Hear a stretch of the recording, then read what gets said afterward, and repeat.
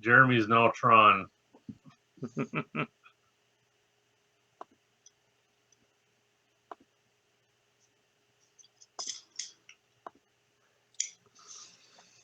Hello, everybody out there in Twitch land. Welcome back to the first Betrayal campaign, in the world of Greyhawk. I'm your DM, Carlos A.S. Lysing, and as you guys can see that are tuning in today, we have a full complement of our gamers tonight. Going around from the top clockwise, we have David Aho, who's going to be playing Arion. We have Jeremy Brazil, who's going to be playing Rainmar the Wildlight. We have Matthew Lazinski, who's playing Brixton Beholder's Bane. And Patrick Hope, who's playing Agrias the Tenebrous Hand, who is in a very tenebrous mode right now, as you guys can see. Before we go, as usual, we're going to do a little bit of preamble for tonight. Everybody who tuned in last night will probably remember that Jeremy was playing solo. We caught him up a little bit with what's going on with the campaign. Jeremy, I thought that was a great great game last night. You feeling good about it? How everything turned out? I feel great about it. I fear for everyone else, but I feel great about it myself. As for you guys, did any of you happen to watch it last night besides Dave? I know David Aho watched it. Did Brixton or Agrias catch up on actually what happened? Did you see it? Yeah, I finished it today. Okay, awesome. Did you watch it at all, Agrias? Yes, I did. Oh, that's awesome. I didn't know you guys all watched it. That's cool. Did you guys enjoy it, all three of you? Oh, yeah. I thought it turned out friggin' fantastic. I was so happy about it. Before we go ahead and we start tonight, there's a little bit of a topic right now we were talking about before we went live. We were talking about campaign gaming in a convention setting. As we talked about last night, Jeremy goes to a lot of conventions with me around America, and he's going to be coming to Gamehole and to GaryCon with me. David Aho isn't going to be coming with me per se, but he's going to be also at both conventions. And I am so frigging excited because I finally get to meet Patrick in person in the flesh and game with him. This is only something I've wanted to do for almost a decade now, Patrick. So this is so exciting. You're going to be coming to Gamehole, and I've got a frigging great experience planned for you. There's a game that I'm going to be running called From His Cold Dead Hands, which is got you written all over, and I can't friggin' wait for that. And Matthew has just dropped a bomb on me that maybe we might be able to convince him to go with the right enticement. So that's really cool. Tell me a little bit about, as far as a convention gaming. David, I know you're an old hand at this, and Jeremy. Patrick or Matthew, have either of you guys ever been to a convention before, a game convention? No, I have not. Neither of you? No. Oh, man. You guys are really in for a treat if you go, because it's a totally different style of gaming than you're used to, I would imagine. What these are going to be one-shot games. They're going to be 3-hour sessions, and you're going to be able to just let it all hang out for 3 sessions. You don't have to, the story is very self-contained.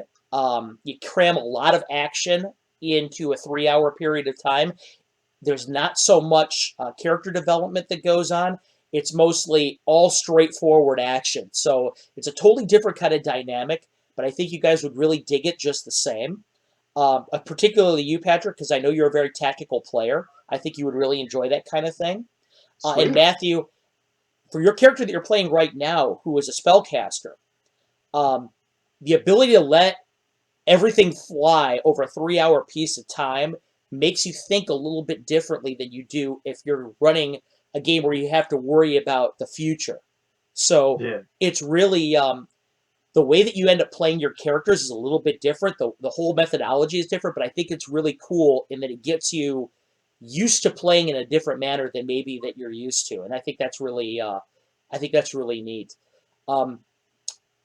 As I mentioned, we're going to be doing Gamehole. I've got 3 games planned for there. 2 of which, actually, the finished modules came in the mail to me the other day. They were printed. For those of you tuned in, I actually showed them off a little bit live. One of them is called The Forgotten Temple of Renette, and the other one is called From His Cold Dead Hands, as I just mentioned to Patrick. Forgotten Temple of Renette, everything I run is obviously in the World of Greyhawk. Forgotten Temple of Renette is really cool in that it takes place in a portion of the world that I haven't run in before, which is called the Yeomanry. Which used to be a land that was subservient to Keoland, the kingdom of Keoland, but they broke away eventually over the years. And it deals with Seoul history. In particular, there's a god that many of you out there may not know about named Renette, who is kind of apocryphal to the World of Greyhawk campaign. She was an old Seoul god that lost her portfolio and was murdered by the god Pyremius, who took over her portfolio. So it deals a little bit with Renette and her history in the World of Greyhawk. The other one I mentioned to Patrick is called From His Cold Dead Hands. And the reason why I thought Patrick would really like it is it takes place in the cold north, in the Thelronian Peninsula, with the Frost Barbarians and the Ice Barbarians. In particular, it's got a very Norse feel to it. There's a lot of Norse themes that deal with it. Everybody, for example, has Norse names. There's the characters that have been developed for it. There's a skald, for example, in the game. There's a lot of really, really neat kind of themes that go on with it that I think are going to be right up your alley, Patrick. For those of you who are members of my Patreon that got the handout about the city of Jotsplat is actually where it takes off from. So those of you who are members of the Patreon will actually have a little bit more footing in the history of that game than before. Jeremy, did you want to say something? Just that I remember the Jotsplat thing, and we did, Yeah, cool. exactly. So, Agrias, all four of you guys actually have that handout. So it's stuff that you guys can all look at if you want to, if you're going to be playing in that game. Maybe you won't need to, obviously, but you can check it out if you want to and get a little bit better footing for what's going on in there. The third game is one that I'm currently writing. In there? I'm sorry, what's that, buddy? Magnus won't be in there at all? I did not say Magnus won't be in there. Magnus might be one of the pre-generated characters for all you know. Oh, good. I Just like him. just saying. Anyway, and the last character thing that I'm working on right now is called Sanguine Labyrinth.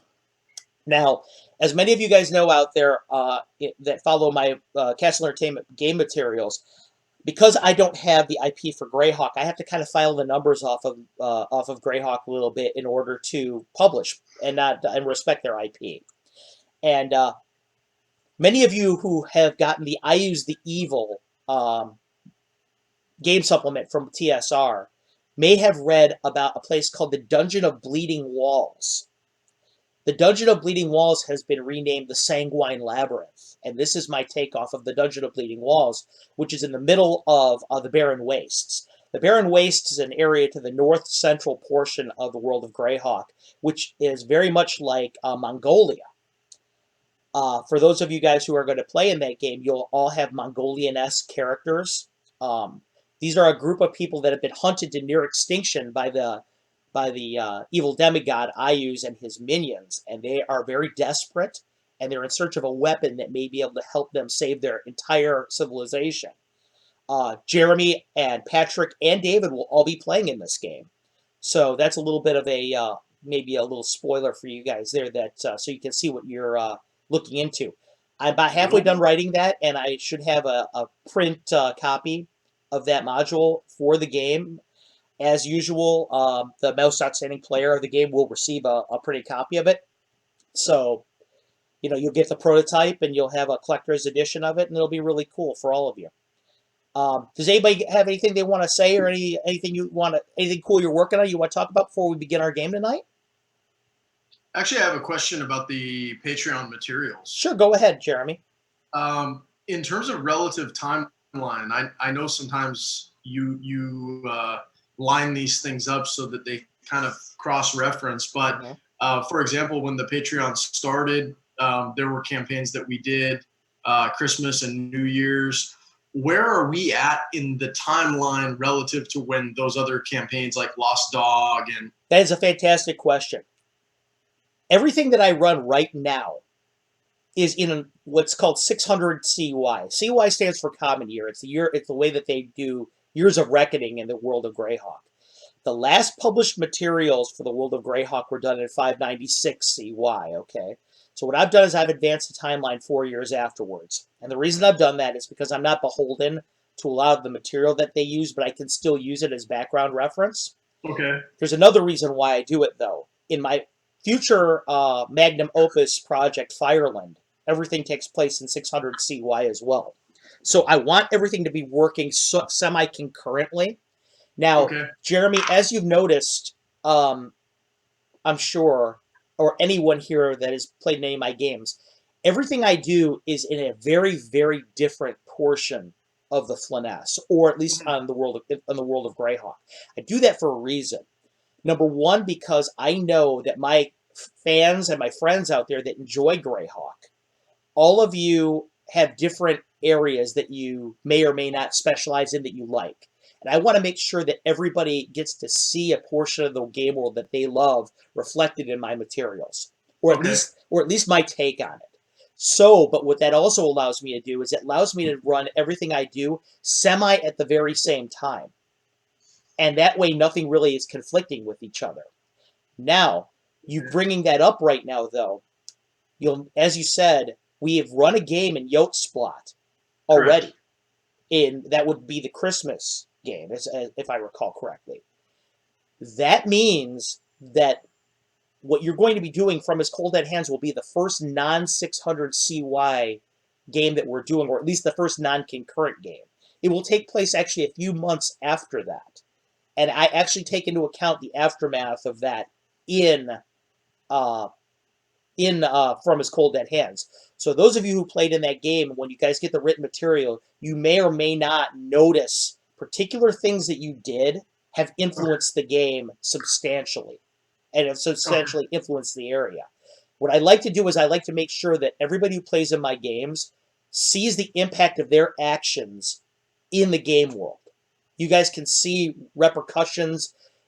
Tiny stones make big ripples. Eventually they make big, big waves, as the great poet Eddie Vedder once said. Smallest oceans get big, big waves. But you guys, I want you to see your actions having reactions in the game world. So, Jeremy, to answer your question, everything happens in 600 CY, for the exception of From As Cold Dead Hands, which will happen just a little bit afterwards. And some of that is sliding as well, in this in the sense that, like for example, you've ran Lost Dog for multiple groups. Right. Each group has influence on the macro. Yep, absolutely. And another thing too about that, the Castlehawk Chronicles project that I'm running right now, which all takes place in the world of Greyhawk, that is the game that has the potential to advance the timeline the most. Because what I do is, for example, the game that I ran last for the Sirens of Greyhawk, the next game I am running, which has actually been pushed back and will take place in November at this point. The players have already been contacted and we're already working on that. They will be their mission is pursuant directly to events that happened in that. For example, I don't suppose it's too much of a spoiler to mention what happened. There were two members of the group that tried to undermine the Grand Citadel that escaped. Their job is to track them down. They're playing elements of Greyhawk that are loyal to the Lord Mayor, and the Lord Mayor is mad because he's looked bad because of he can't keep his own city safe. Well, he's sending them after these people to bring them to justice. So that's huge. Okay. Now that has, because everything takes after each other like that, and I intend on stringing this along in one huge macro story, it will advance the timeline more than anything else. By the time I'm done with the 6th or 7th game, it may be 602 CY that way.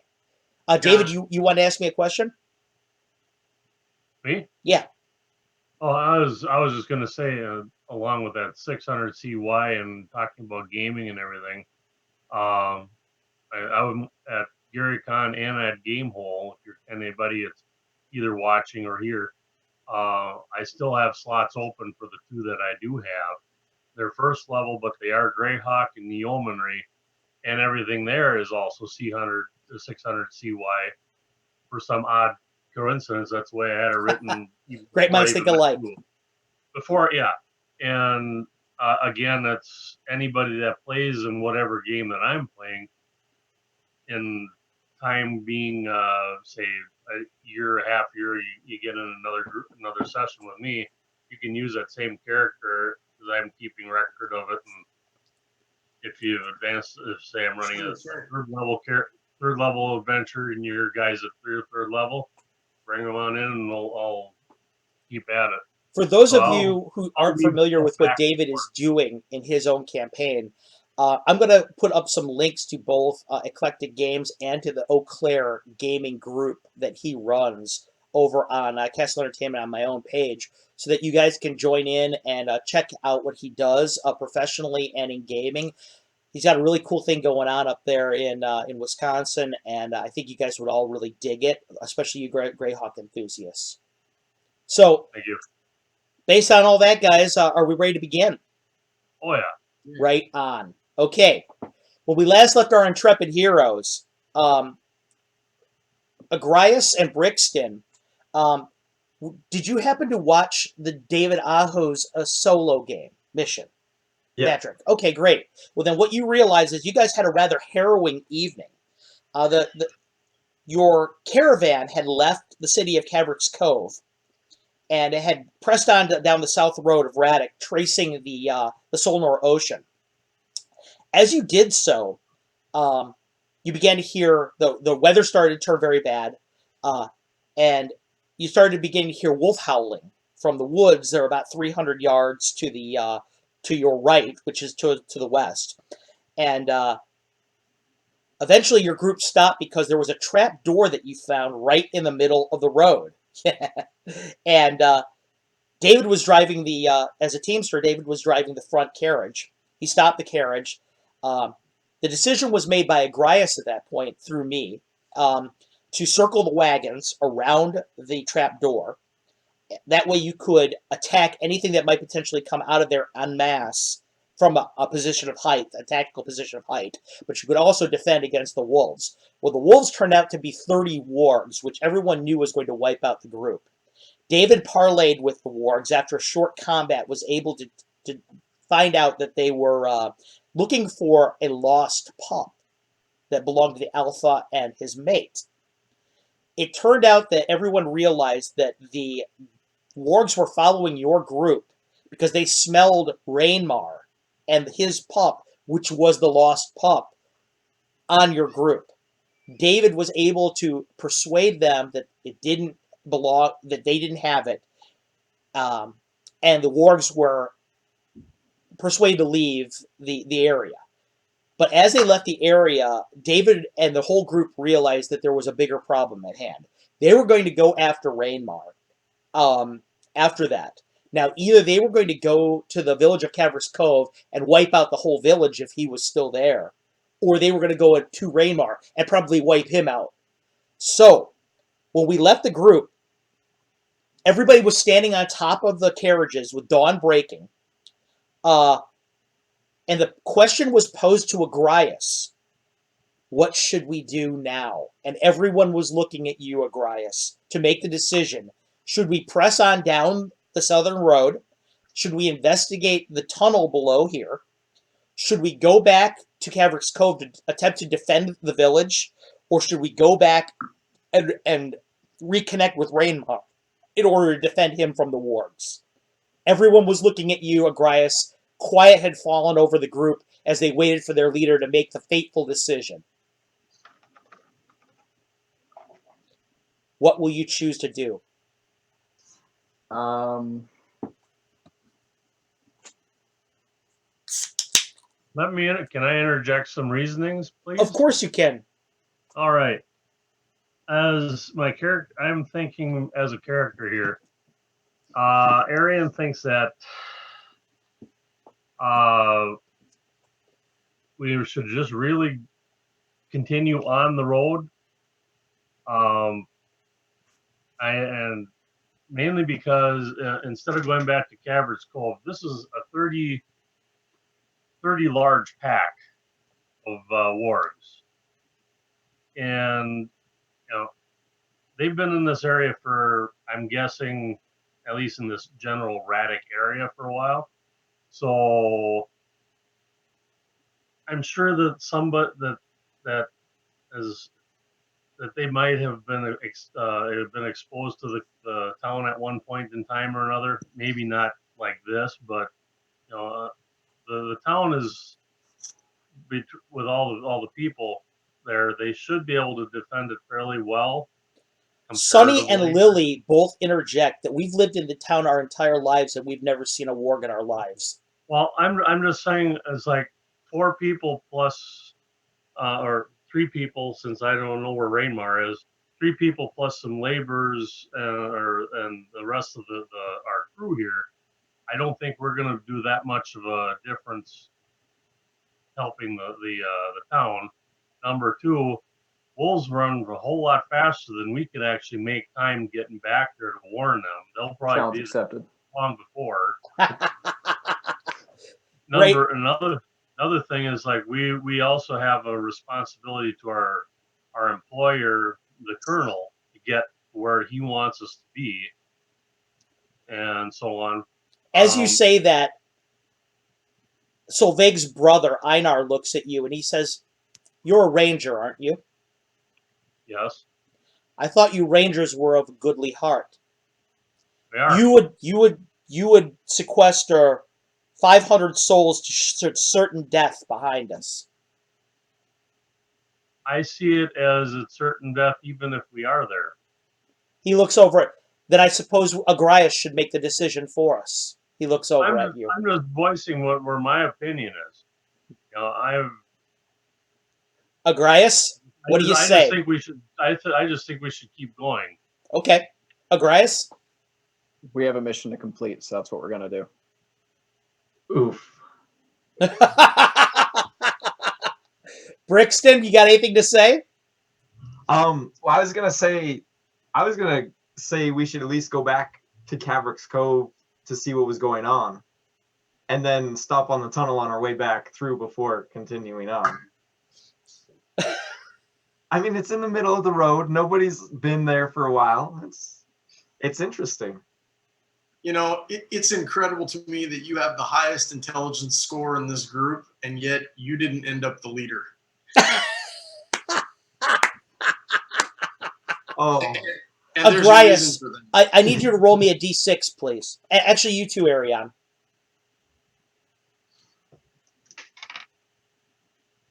From 4. Agrias, as you're saying this, you're kind of looking out towards the sea, behind you, in front of you. You stop as you kind of look behind you down the road. There's a silhouette coming down the road. It looks like another carriage. Okay, It I looks draw my like, bow. from a distance, it looks like it's being drawn by 2 white horses. It is a pure white wooden carriage. It's got pink wood trim on it, bits of lace stuck on it. It looks like a wedding procession, but it's only Must one be a funeral. carriage. I grabbed my bow anyway. Okay, no both of matter you guys what. grab your bow.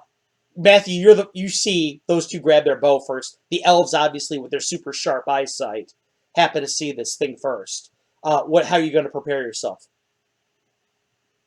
Drink some brandy. Dude, no. He's already trying to unspike the trapdoor. Is that Mountain Dew container filled with brandy? No, Diet Coke. And how did you fit her in there? Anyway. Okay. Man, I'm gonna ask what they see. A carriage pulled by 2 white horses in a white carriage. It looks like a wedding. I'm gonna just, my crossbow's not too far away, so I'm just gonna kind of hang out. Herrick looks over at you. Agrias says, "You want me to go down there and meet him halfway?" No, stay here. All right. Pulls out his crossbow instead. Sits over right next to you, kind of crouched down waiting. Solveig just kind of waits over next to you, Arion. The girls are looking at you. "What should we do, Master?" Let's just hang out and see what's going on. Okay. They both look at Wow, each other. They words both of look at wisdom each other right and there. they say, they're like, "You go get the darts, Sonny." So they go down. One of them goes down there. They start grabbing darts. They're getting ready. "We're going to show you what you taught us." Oh, God, please don't. They're getting ready. Okay. As time comes, as the procession comes closer and closer, Raymar, Nelson kind of knocks on the top of the carriage. He goes, "Hey, I think I see your friends up ahead. You might want to flag them down somehow. They've got bows and stuff. It looks like they're ready to shoot at us. I go ahead and send my little ward puppy ahead as a herald of Rainmar, a herald of wildlight. Okay. And she'll love a little run through the Okay. the Guys, puppy run. What you see is the carriage stop for a moment. The wedding carriage stop for a moment. The door opens. Outside, this little wolf pup pops out the door and starts running towards your carriage. It's Raymar's wolf pup. You can see it right away. Little being. It's very little. Relative. It's about the size of a dog. Yeah.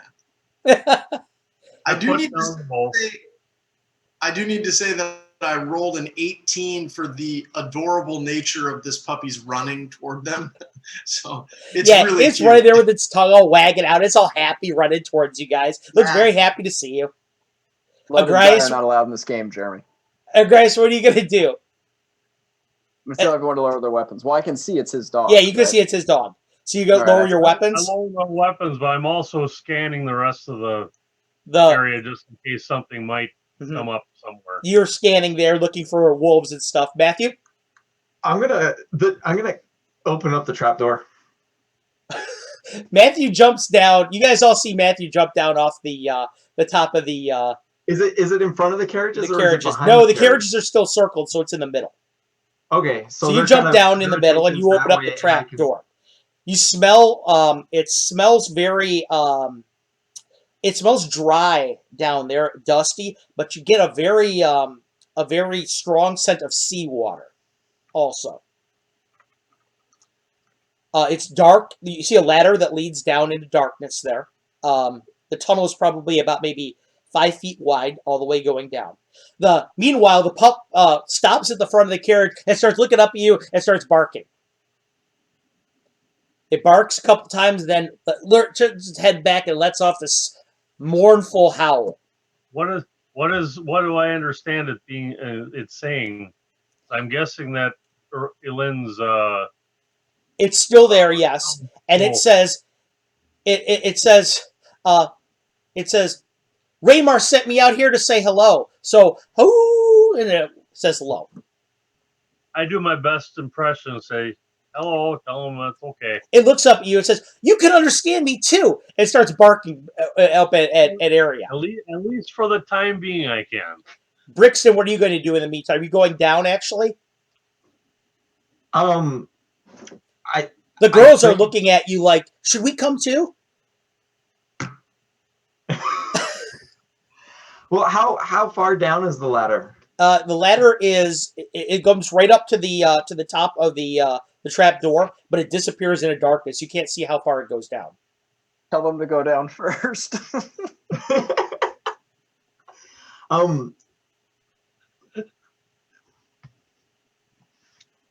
I'm gonna tell them to wait and tell everybody that I went to the washroom in the woods real quick.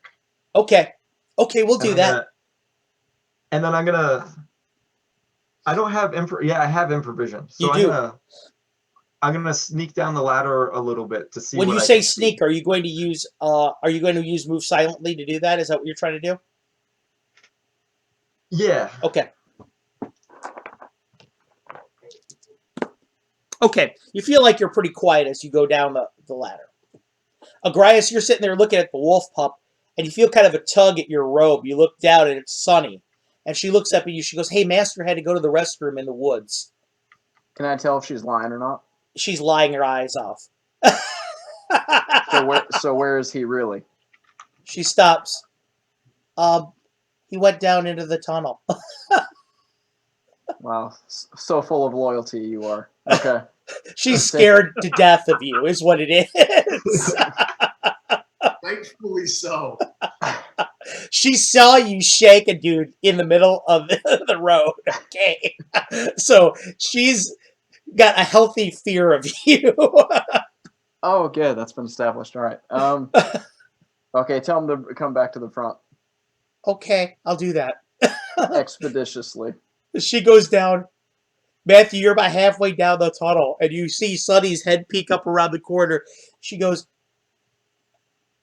Agrias says, come back. I think he's really serious, too. Raymar, your carriage kind of rolls up to the front of the group in the meantime. And the dog is the wolf is sitting there, kind of sitting back, all happy with himself. The driver looks at you, Ariana and Agrias, and says, he goes, got some friends of yours in here. He goes, I'm Nelson. I'll get down and head on over. He does. He puts his crossbow down just to show he's being unarmed. Puts his crossbow down. Ariane, you get out of the. Or what are you gonna do, Agrias? I'm gonna stand there with everyone. Well, I'll walk up there with Ariane. Okay, Rainmar, are you gonna get out? Yeah, I go ahead and gather up my things and just exit the carriage. Brixton, are you still gonna go down? Can I see the bottom?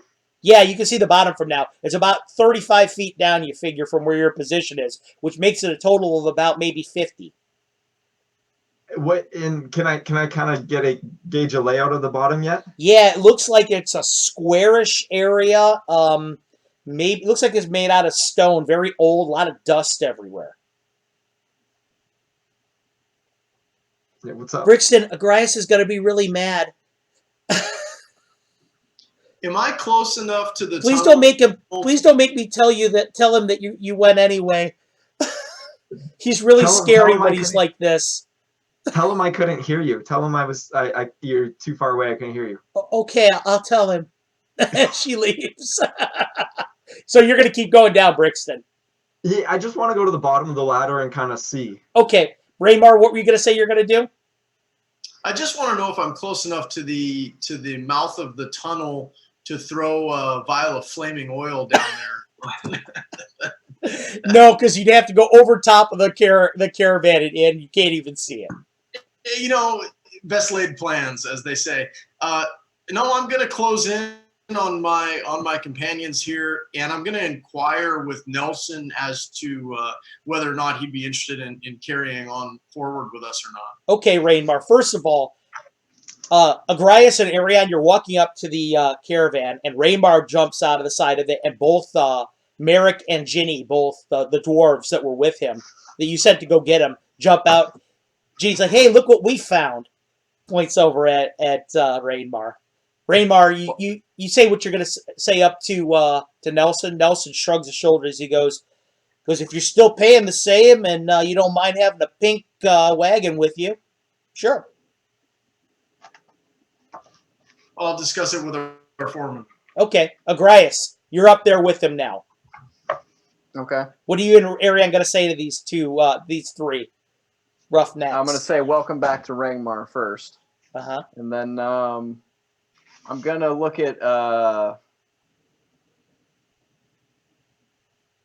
hang on. Gindra.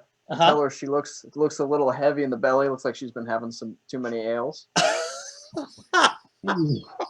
Ooh. Are you gonna say that to her? Yeah. Merrick almost falls over. Merrick almost falls over. He starts belly laughing so hard, and she just slits her eyes, looks daggers at you, Grace, and goes, "How much did he pay you to say that?" When he's a member of our crew, I do things for free. He goes, all right. He goes, first you, Rainmar. He goes, now this guy. He goes, I have to have a whole totally new respect for you elves. Oh, that's precious. He's wiping his eyes clean. Ariane, meanwhile, as you're doing that, the wolf pup has come over to you and is sniffing up and down your leg. Looks very interested in how you smell for some reason. Okay. I'm just letting her do that thing. I'm looking at confronting Raymar. Says, do you know that these wolves that your pup here is was an abducted little pup from a very large warg community that we nearly got decimated by? Oh, he knows. He knows. Raymar's his own pack alpha now. The dog Okay. says. He's So the you met best, him, isn't he? We Oh, yeah, we met and had a lovely little chat. He's the greatest elf ever. no, I am. He looks over, smells you, kind of looks back at you, because you smell like my mom and dad. Meanwhile, Brixton, you hit the bottom of the area over there.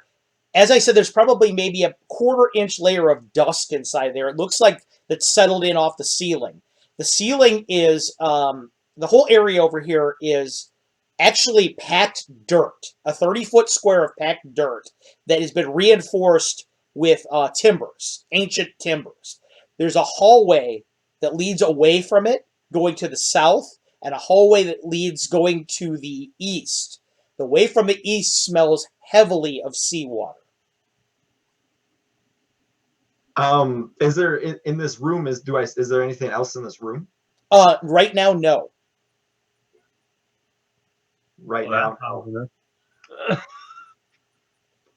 Do I feel stronger or anything? Maybe subtly as you smell the seawater, you feel a little bit more at home, more comfortable.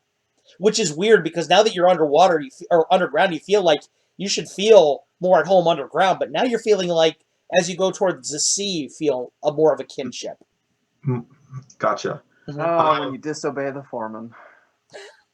Well, I'm gonna climb back up the ladder. You're climbing back up. Okay, meanwhile, out back in the front, you guys are all talking right now and having your conversation. Agrias, you feel another little tug on your robes. And it's Sunny standing there, and she's looking up at you. There's absolute terror in her eyes right now. And she looks at you, she goes, "Excuse me, Agrias, he couldn't hear me when I yelled down there."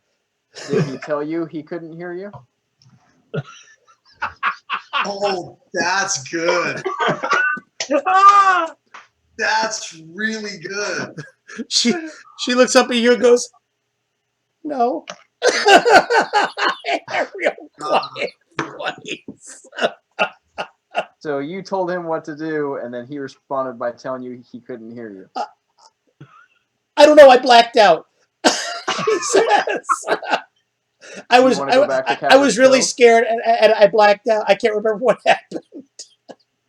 Why are you scared? Because you're scary, she says. So proud of you, little brother. She says, well, you were, well, the show was going on. I looked outside and I saw what happened in the road and I saw what happened and you're just really scary. Okay, I tell her to go away. I look over at Herrick and I call him over. Herrick comes over. He goes, "What do you need, boss?" He has his heavy crossbow in his hand. He looks over at Raymar and goes, just gives you a nod. "Good to see you again." I need you to go get Brixton from out of the hole. Done. How you do it, I leave it entirely up to you. You got it. Oh God. Turns around, starts walking back over towards the things. Yells up. He goes, "Einar!" He goes, "We got a job." Okay, go ahead. Meanwhile, what else are you guys going to do over there at the carriages? Well, before I forget, I'm going to. I can't remember if I had thanked them already, but thank you. Tell Rainmar thank you for the mask. I really like it, and I hand him bag in return. This is my gift to you. Ginny looks impressed. She looks over at it. She goes, "What's in the bag?" Looks over at Rainmar. And I obviously thank you very much. I appreciate this, and I take a look. I take a close look at it. You look at it. Arion, why don't you tell him what's in it? Okay. It is very good quality luthier's kit and case with some extra strings and repair pieces and stuff like that for your guitar. Oh wow. High quality. It looks like actually it might have been made by a bard himself. It's got a tuning kit in it. It's got some repair kit. It's got actually some tools in there to make your own loots and things like that. It's actually really nice. Very cool. Thank you, brother. I appreciate this. And I kind of secreted away in my my bag, hanging underneath my guitar. Okay, Brixton, you're about ready to turn around. Okay, go ahead, Agrias. I also give Rangmar his belongings that were left in the inn that I took when we left. Okay. Rainmar, your belongings are given back to you from the inn. Thank you kindly. Brixton, you're down at the bottom of the thing, about ready to turn around, come back up.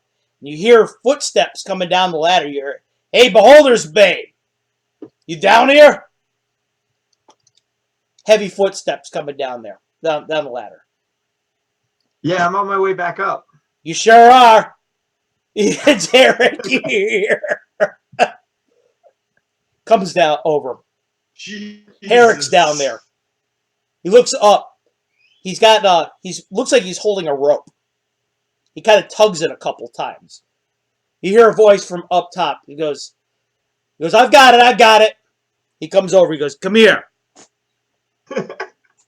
I can take the ladder. It's fine. No, you can't. He Yes, sits there I and starts tying a noose in his hands. He's looking at you. He kind of tugs it a couple times, has a hangman's noose in his hand. Goes, "What do you think?" Looks at you. I think the ladder's fine. "Oh, it held my weight." He goes, comes over to you. He says, "You know this is big enough for a man's neck." Puts it over your head and past your shoulders. He goes, "Which means it's perfect for your chest." Snugs it up. Tugs on the rope a couple times. He's ready. All of a sudden you feel this yanking sensation upwards. You start flying. He looks up, kind of waves at you a couple times. Eric does. Before I go, is there anything I can swipe off his body on my way up? Yeah, go ahead and make me a percentage dice roll.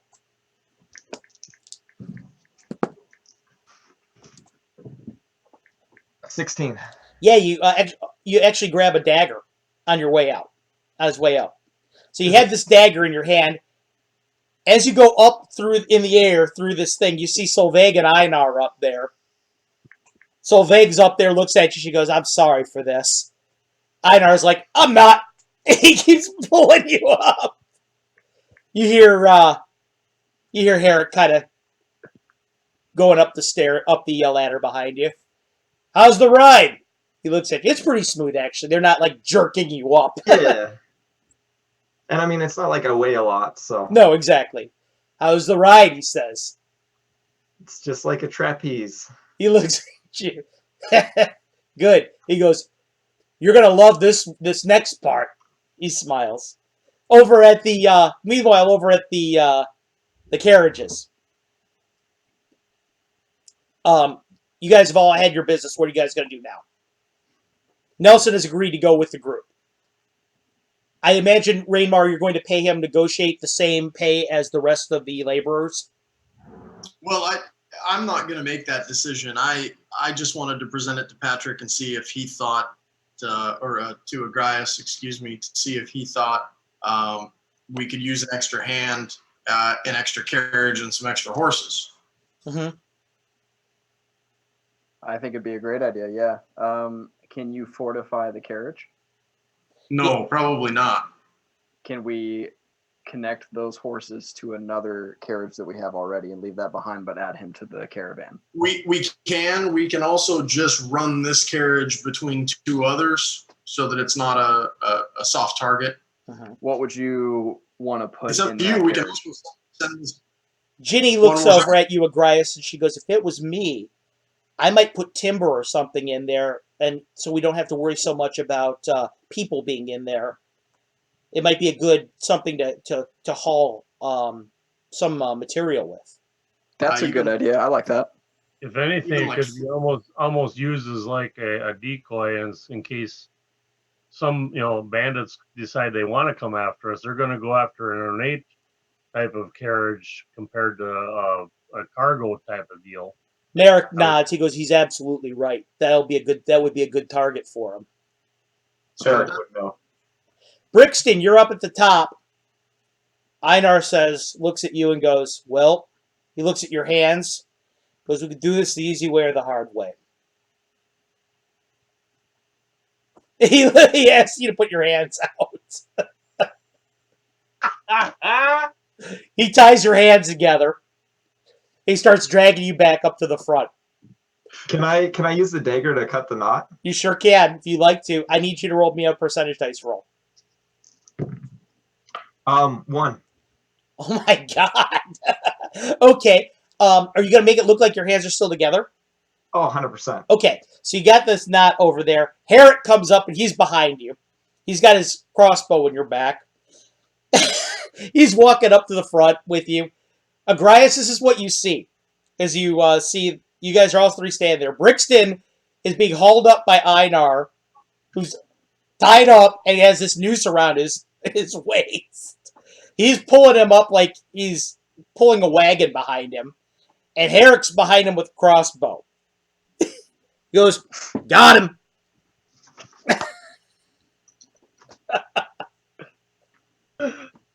I appreciate your creativity. He looks at him. He says, Perception "Hey," check. he goes, "the guy's a mage." He goes, "I didn't know what if he was an illusion or what. So, first of all, I wanted to make sure there was weight to him. When I found that out, I wanted to make sure his hands were tied so he didn't try anything funny. Maybe try something illusionary and head back down there." Can He I looks tell at that his you. hands are untied? He looks at him. He goes, "No feeling, no hard feelings." What's that? Can I tell if he cut No, his bonds? actually, his roll was so low that his hands look perfectly tied. I say, Oh, okay. I'm going to say, no worries, as I pat him on the back and then put my hands back together. He looks at you like, "What? How'd you?" And your roll is actually low enough that when you do that, he kind of turns around like you were there, actually, and turns back around, and your hands are still there. He's like, "How the hell did you do that?" Can I also try to slide his dagger back into his sheath without him noticing? That roll was low enough that if you want to, you sure can. I'm going to do that, and I'm going to say thanks for the dagger. Or I should just hand it to him. Okay, I'll hand it to him. you hand it Yeah. to him. He looks at you like, "From now on," he goes, "I'm not riding any carriages with you." He goes, "You're like spooky." He is the beholder's bane. Brixton takes from others. And gives to himself. Einar kind of smiles. He goes, "Because I told you it was a bad idea." Raymar? I'm just gonna say hello to Herrick because I haven't seen him in a while. He looks at you. He goes, "It's good to see you again." He goes, I didn't think you'd come back to us in one piece after what Arion said." Well, you're looking a little better than the last time I saw you as well. We got an understanding right now, me and the guys. He goes, "These guys are actually a lot better than I figured them to be at first. Except for that one right down there." He goes, "He's little one's kind of freaky." Well, let's Hey, Raymar. Brixton. Yeah. He looks sober. How are you? I haven't seen you this upright before. Oh, it's been an adventure. Yeah. So, Herrick, let me make perfectly clear that if Brixton had wanted to, he could have fed you that dagger when you weren't looking. So He goes, take it "That's easy why I with- don't want him ever in a caravan with me again. Ever." He's I don't like magic to begin with. I Well, didn't he's play better- magic. he's far better as a friend than an enemy. I see that. What's the next plan, boss? He looks over at you, Agrias. Are we going back down there? Or are we going down the road? What do you want to do? Brixton, how far did you go? I went to the bottom of the ladder. And what I did you just see? wanted to see what it looked like. He There's a really tunnel heading- couldn't hear me when I yelled for him. It's not his fault. It's mine. I guess I wasn't loud enough. It's Anyway, it's okay. They need to work on it's their not line. okay. It's not okay. There's It's not okay.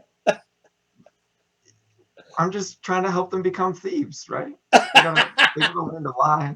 Her name's gonna go from Sunny to the dead of night here pretty soon. So go on. You're gonna have to go buy him like a 3-belled hat. So what's the, What'd you see? What's There's our- a ton. Go ahead, Jeremy. so we've decided to recruit Nelson as a teamster for the road forward. We've got kind of a strategy with how we're going to use the carriage.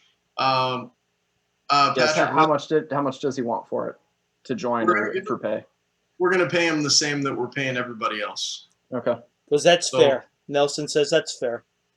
Yeah, it was a good price because we got the response from pretty much everybody we offered that it was good money, a good daily money. So the question is, are we moving forward or are we entertaining this nonsense with this tunnel? I don't care either way, but I'm here now, so. Well, all I can tell you, Nelson says, is I saw how you handled that thing with the wolves. Because that tells me that we're in pretty good hands. The money's fair. Hey, Nelson, those weren't wolves. They were wargs. What? Ginny pats him on the shoulder. Let me explain a few things to you while you guys are talking. I'm gonna tell Patrick that I saw a tunnel, I believe, going east towards with a heavy smell of seawater, and a tunnel going south. And it looked like it hasn't been touched in ages. There's a huge layer of dust on everything. Okay. Judge, question. Yes. Can the hippocampus manipulate water to go a single direction? As in, like, actually, like a water control ability? Yeah, like could it actually funnel into the hole and come No. up and then? Okay. Not unless it actually naturally flowed in there and it could swim up there. No. Okay. All right. I say it's worth investigating. Who knows what we can find down there? It looks untouched, so it could be more tunnels south. It could be an old bandit camp. It's interesting. Arion, your understanding of this area is such that it is highly likely that this is an old bandit camp area. Agrias. I think since we can't take our caravan down there, to just keep moving forward. That's what I was gonna say. I mean, if we go down into the tunnels, we've got laborers and carpenters and other people here that are not trained. Look, that may be true, Merrick says, but I do want to bring up one point. He says that there's a tunnel going south. If that's true, it follows the road. If that's true, that's possible ambush points on here. If there is something in there, I would rather not have it attack us. He looks over at Raymar and says, I'd rather be the hunter than the hunted. He just kind of smirks. Right. Okay, then if we're gonna do this, there's gonna have to be a split up. What are the teams gonna be? That's your call, not ours. Okay. I feel like the four of us should go in the tunnel. Herrick says, I can run things up here for you in your stead if you want. One way or another, I'll be up top because I'm driving the teams. Brixton, I want you and Not Ginger and necessarily, Eric to go Herrick into says. the hole. You could go down there with them and Nelson could run the team. Yeah, I say the four of us go down. I'm thinking of having you and Ginger and Merrick go down there with, say, Solveig. Ooh, what Unless a team. one of you guys wants to go down there with those three. What a team. I'm good either way. Okay. Agrias, name out the teams. Who's going down and who's staying up? Okay, so Brixton, Gindra, and Merrick and Solveig are going to go underneath. Can we take Sunny and Lily as well? Sure. You anyway. Actually, better yet, you take Sunny and I'll keep Lily. Tired of Sunny. Yeah. So my question. You hear a little here- conversation between the two sisters, Agrias back. You hear Sonny telling Lily, "You be really careful with Agrias. Don't get him mad, okay? He's already mad enough at us." "Okay, I'll try not to. I'll just be really quiet." "Okay, you do that, and I think you'll be okay." Jesus. So are we going to keep the team moving? Yes. Okay. You're worried Yeah. that the tunnels might stop? Yeah. That's my one problem with it. Or that Well, you guys will be able to outstrip them on horses as you go further down the way. Yeah. One thing we could do is,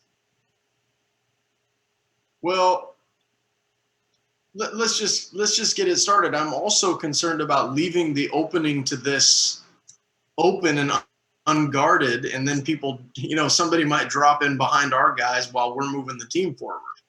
So maybe we should cover it. There's a lot of things that can go wrong here. America and Ginny. That's why I'm just up for abandoning it and moving forward. America and Ginny say, if you're worried about stuff following us, how's this sound? We could collapse the tunnel. And that way it would break off the road. Nothing's coming from Caverns Cove south after us. Nothing's coming up in tunnels. It's possible. How do you know you got an opening down farther though? Yeah, that's true. I say we just close the lid of the tunnel, cover it with some brush, and that way you can get out if you need to. I'm fine with it. Merrick says, looks over at you, Brixton. Says, you still up for some tunnel diving? Always. Solveig looks over at you, Ariane. She says, what should I know about this guy? Which one? Brixton. I've never adventured with him before. Can I trust him? I trust him, but that's good enough for me. I would thump him over the head if he does something stupid. Her brother looks over at him. He goes, Solveig, he goes, you saw what he did with the ropes. He's capable. You have to consider that at least. He is capable of a very headstrong. She says, I've dealt with my brother all these years. I can handle headstrong. All right, she comes over to Brixton. If you have any grog on you. She comes over to Brixton. She goes, are you ready? Born ready. Okay. Who's all going down there again? I got Brixton. It's Brixton, Solveig, and the two dwarves. Okay, so 4. Oh, excuse me, and Sonny. Yeah, get her out of here. I have a question. Yes. How did we find this tunnel to begin with? Was it It's in the middle of the road. It was right in the middle of the road. It looked like it had been uncovered. In the middle of the road. When I was driving the team, I saw what looked to be a trap door in the middle of the road, and we went and looked at it. Eric opened it up, and that's where we get from that point. Yes, it was like it was buried before the road was put over the top, and then it was excavated up just say recently. So, but to be clear, you're the one that found it, and you're an elf. What's that? Yep. You found it because you're an elf, I think. Yes. No, he found it because of his ultra sharp eyesight. It was very open right in the middle of the road. Yeah, but you found it because you were an elf at a long distance. Okay. Open to you, I guess. Okay. All right, let's do this. I'm ready. Okay. So, Brixton, you guys all go down in the tunnel, the 5 of you. The 5 of you all go down into the tunnel. After you go down, you see the top of it close. All right? Okay. You guys are going to bury the top of it? You guys are going to bury the top? Any of your grog. Are you guys going to bury the top of it like you guys had planned? Honestly, guys, I really don't like this. Let's cover it with some dirt brush. If they need to get up out of here in a hurry, Herrick tells them they're in for it. He gets a shovel. He goes out front. I wouldn't put brush on it. Just put the dirt on it, make it look like part of the road. Yeah, that's what I plan on doing. I'm going to pack it down pretty good, though. I don't want it to... No, seriously, he goes, otherwise it's going to settle. Yeah. He shrugs. I got to put a lot of dirt on this thing, otherwise, in a day, if it rains, the whole thing's going to be obvious what it is. So he starts shoveling around. Einar goes over there, rolls up his sleeve, starts helping him. A couple of laborers get out, too, and they start helping as well. In about maybe 15 minutes, the whole thing's absolutely covered over. Brixton, Right. out at the bottom of the tunnel, Solveig lights a torch. You see that whole 30-foot area kind of glowing weird. Solveig looks over at the rest of you, and she says, I'm the only one without infravision, aren't I? This is going to spoil it, isn't it? A little bit. How about I stay to the back, then? That would be good. She nods. Sunny looks at you. She goes, where should I stand? Behind me. Okay. I got my And then darts, she says. And then we'll have Merrick in the front. Merrick nods. Ginny, I'll follow him right back up.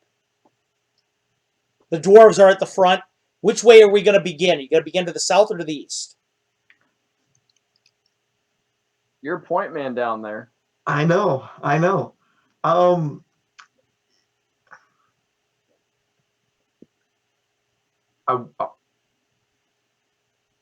far down can the tunnel to the east can I see? Can I see anything, or is Yeah, it you just can like, see down to the east. It looks like it has a little bit of a tilt going downwards to the east, whereas the one going to the south actually is straight, is relatively flat. Let's go check out the east real quick. We won't spend too much time going down there. You got it. But Nice. You got it, Brixton. I'll let you know if I see anything. So the dwarves start stalking down the hallway. Grias, in the meantime, you guys are at the top with Arion and Rainmar. You guys have the caravan is still circling the trap door. You've been joined by the new carriage. What are you gonna do? What We're time? gonna start heading south. Okay, the caravan's gonna break up. Arion's gonna be at the point again. I see. I assume. Yes. What time of day is it, by the way? Or It's night? just dawn. Just okay. So you're gonna start rolling down the south. Yep. Okay. Arion starts to lead the caravan down to the south. Meantime, the only major difference in the way that everything is I need to know where Rainmar is going to be stationed. I'd say up with Arion or with one of the passengers. Okay, Arion, you're going to be up there at the front with Arion then, Rainmar?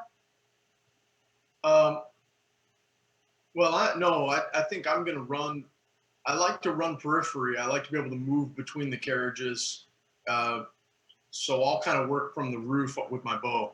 Okay, that's good enough. Agrias, the only major difference that you can see with where everybody is you've gained a shadow.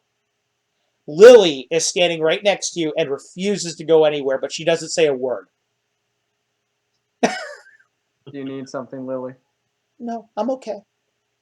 All right, just follow me. She nods. If you need anything, just let me know. Thank you. they make killer breakfast. I could make you breakfast if you wanted. Well, we're gonna get on the road right now, but maybe later. Okay. Whatever you want. Can you flavor rations? Well, I could make you something with what I have. I have some stuff. I have some things. Can you make it while we're moving in the caravan? Uh-huh. Perfect. Okay, let's jump in. Okay, so you guys start moving the caravan south. The weather actually is very good today. The weather is broken. There's a brisk breeze coming from east to west, Arion, but it is it's relatively nice. Rainmar, you're easily able to move between the carriages. As you cross over the one that Agrias is on top of, Agrias is standing there. Lily has disappeared, but you smell something cooking from the inside of the carriage. Okay. You guys are going. The whole caravan's going south. Arion, you don't see anything really too interesting. There's for a brief period, there's like a small herd of wild horses that are off the road. Just like 3 or 4 of them that run past, but that's Okay. it. They look like they're a little bit thin. They maybe haven't eaten so well, so you can tell they probably don't belong to anyone or haven't belonged to anyone. So it's not like it's an indicator of bandit activity or anything weird like that. Okay. I do need everybody, Agrias, Arion, and Rainmar to roll a d6, however. By the way, is 6. the space between the water and the road and the It woods stays staying about consistent. constant? Okay. It stays consistent, yes. Any kind of rise and fall, like hills? Or Very small undulations, very small. 6 right over there. What do you got, Rainmar? D6? Patrick, can you roll mine for me, please? Yeah. 5 over there. Okay. 4. Okay, great. All 3 of you, as you guys are going down the way, you do notice the silhouette to the west of a tower. Okay? It's built into the woods, but it's collapsed. It was an old wooden lookout tower. Clearly an old bandit tower. But it's been wrecked, abandoned, and it looks very, very old. It looks like nobody's used it in many years. Clearly this was once bandit territory, but whoever belonged there has long since cleared out. So you guys continue down the path to the south. Brixton, in the tunnelway going south, East. or to the east. I'm sorry, pardon me. You go about maybe 100 yards, and all of a sudden the tunnel ends and has a ladder that goes down again. And right immediately before that, there is a doorway that is on the north side of the tunnel, which is right to your left. Does the door look like it's been used in a while? No, it's ancient and it looks really swollen by humidity to the point where it may actually be difficult to open. Can I check it real quick for traps? Of course. You look at it and you look at the handle of it, and there was once a trap here. It looks like it was you follow it back, and it was once the door was set to spring. It was spring loaded, so the whole door would explode outward when opened. But it looks like it's so old that the wiring and everything inside of it has corroded and popped, so it's not even armed. Got it. I asked the dwarves if we can get this door open. We could get it open the easy way or the hard way. Merrick grabs the doorknob, kind of opens it up. You guys use a little bit of muscle and opens it up just fine. Beyond there, you see a 10 by 10 room, very, very small. On the north face of it, there's a wooden rack. There's all sorts of weapons on it. On the west, or on the other side of the wall, opposite, is a small table, and there's cards there and an old wooden drinking mug. There's something gold in the middle of the table too. Okay, what's in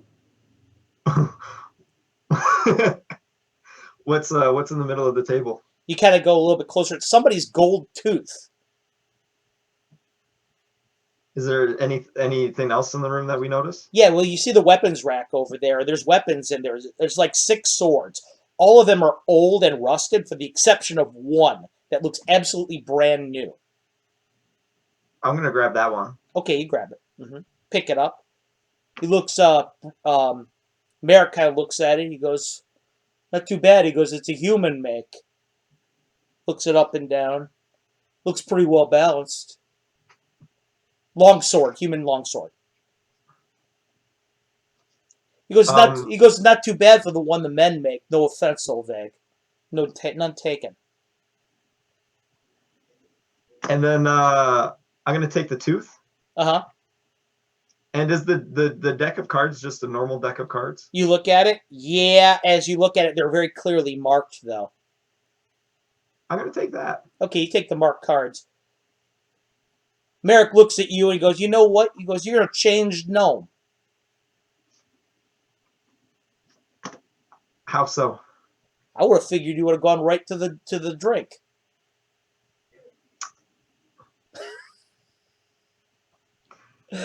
Meanwhile, back up on the surface. Ariad, you're right. You're sending the horses forward. If you want to, at this point, you can ride all day long unabated. Would you like to go at single or double pace? The only difference between going double pace and single pace at this point is by doing double pace, you're pushing the horses a bit. I don't know if I'd want to go double pace because we still got to deal with the guys on foot down below if they're even going to be close. Okay, so you start driving. You're driving the rest of the way. Agrias, there's a knock on the top of the of your caravan. Yes. The drop door opens up on top of it, and Lily kind of clambers out. You notice two of the workers have helped her up. She's got a small iron plate, and it's got actually scrambled eggs in there, bacon, some berries and nuts, and a little goblet of wine. I made you breakfast, she says. As you come up, as she does that, the thing opens, a bunch of smoke comes pouring out of the top, too. Why is there so much smoke, Lily? I had a hard time opening the windows. Yeah, she had a really hard time opening the windows. You hear the laborers inside say. But the breakfast is good. You fed them too? Well, I had to. I mean, they were breathing a lot of smoke, and I thought it was only fair. Okay, fair enough, Lily. Here you go. I think it's not my best, but I think it's okay. Thank you. All right, I take a bite. Is it Raymar, good? you're seeing this as you're walking back and forth atop there, atop the stuff. You're gonna take a bite, you said? Yeah. It is not bad at all. It's actually only a cut below what you had at the inn when they made it last time. These girls actually can cook pretty well. So you're actually pretty impressed considering she made it in a caravan riding down the road. Who was right? Huh? The one that didn't season my rations. Now I got your apprentice cooking for me.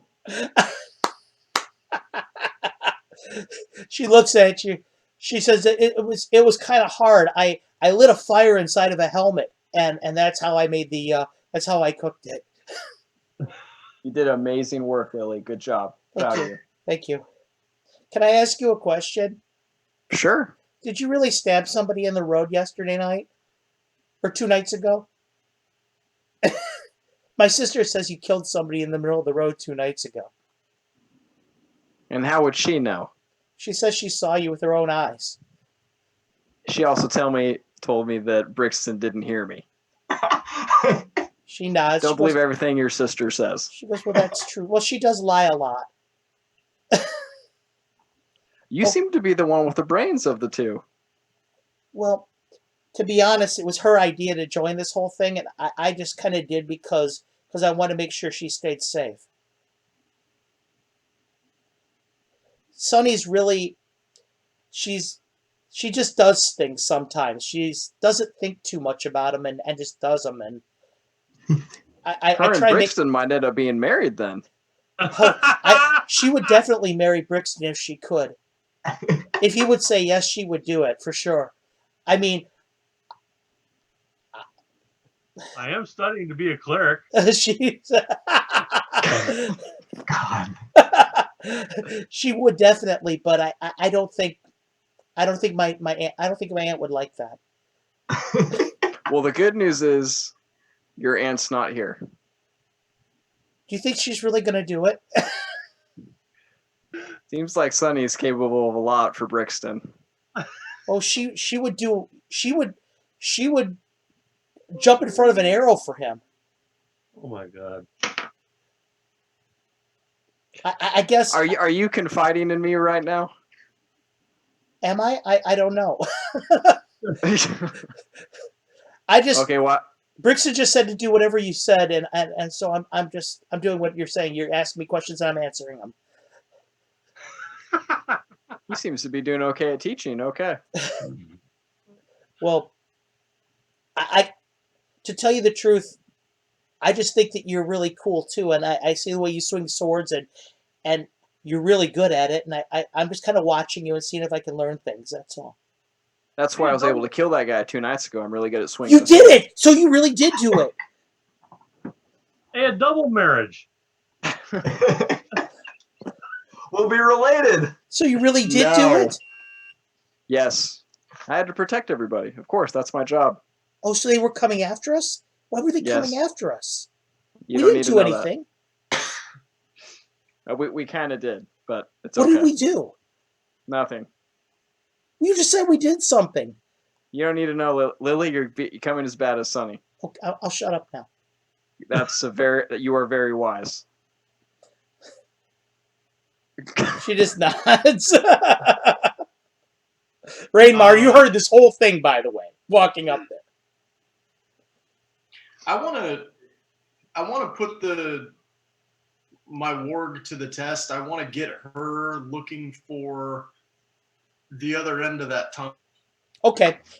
In the meantime, Arion, as you're looking out, you kind of look back. You and Agrias are looking back at Raymar walking up. It's so adorable. Raymar kind of bounds between all the different wagons, and you see his warg puppy kind of get up to the edge and leap over and barely make it on the other, kind of clamber up, following him. He's just kind of trying his best to keep up behind Raymar. Okay, so you're going to tell her to do what? I'm going to tell her to look for what is what would probably be an opening similar to the one that Brixton and company went down. I'm going to give her some of the jerky I have, the meat that I have in my rations. She starts eating it, and she starts licking your hand. So I want her to kind of sniff her way. I want to train her nose a little bit. Okay, you're doing that, and Elin is kind of amused watching this whole thing. She goes, she can't understand a word you're saying.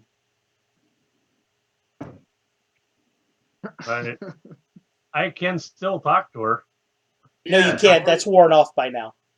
Oh, it is? Okay. No, but Elin says, but if you want to talk to her, I can cast Speak with Animals on you. I don't think I want to do that because we're going to have to learn how to communicate without that. Fair enough, unless we find a way to make it permanent. I could teach you a little bit of warg. Okay, let's do that then. So you know Wolverine? No, she goes, but I bet you Brixton does. I don't know any of the X-Men. So she says, "Hey, there you are." She's like, I'm going to give you some quick lessons in warg while you're going ahead and you're training your dog. There, Brixton can give me lessons in Wolverine, and I can officiate for his wedding. True. David, you're driving the thing in the meantime. Agrias is eating. It's actually a very calm day. You see the seagulls on the ocean. The waves are crashing over there. There's no sign of any boats anywhere. There's no trouble over there on to the east. It's just a really nice day for traveling. Nothing's bothering you at all. Brixton, meanwhile, you're down there in that room. You've taken everything out of it. Are you going to go down that ladder? How it's up, right? The ladder goes up. No, it goes down. Oh, it goes further down. It goes further down, and the scent of seawater from there is much stronger. Got it. Can I see anything down there? No, but you're a gnome, and so you have an instinctive knowledge of underground. If you do that, you're going to be actually under the water. You're going to be under the level of the ocean. Yeah, okay. I feel like this is the point where we start heading south. So we cut back and go south following the road. Okay. So you go ahead and you go back to the first room. As you do that, make me a D6. 3. There are footprints in the dust that came from the south, stopped in this room, turned around, and went south. Got it. Can we tell what kind of footprints they are? A human size. And they probably noticed our footprints. Yeah, for sure. And so they're going back to let people know. For sure. Cool. Merrick kind of kneels down. He looks at him. He goes, look, I'm no ranger. He goes, but if I had to guess, he goes, probably orcs. Fun. Goes, wish we had Arion here to tell, but best I can tell, I would guess it's orcs.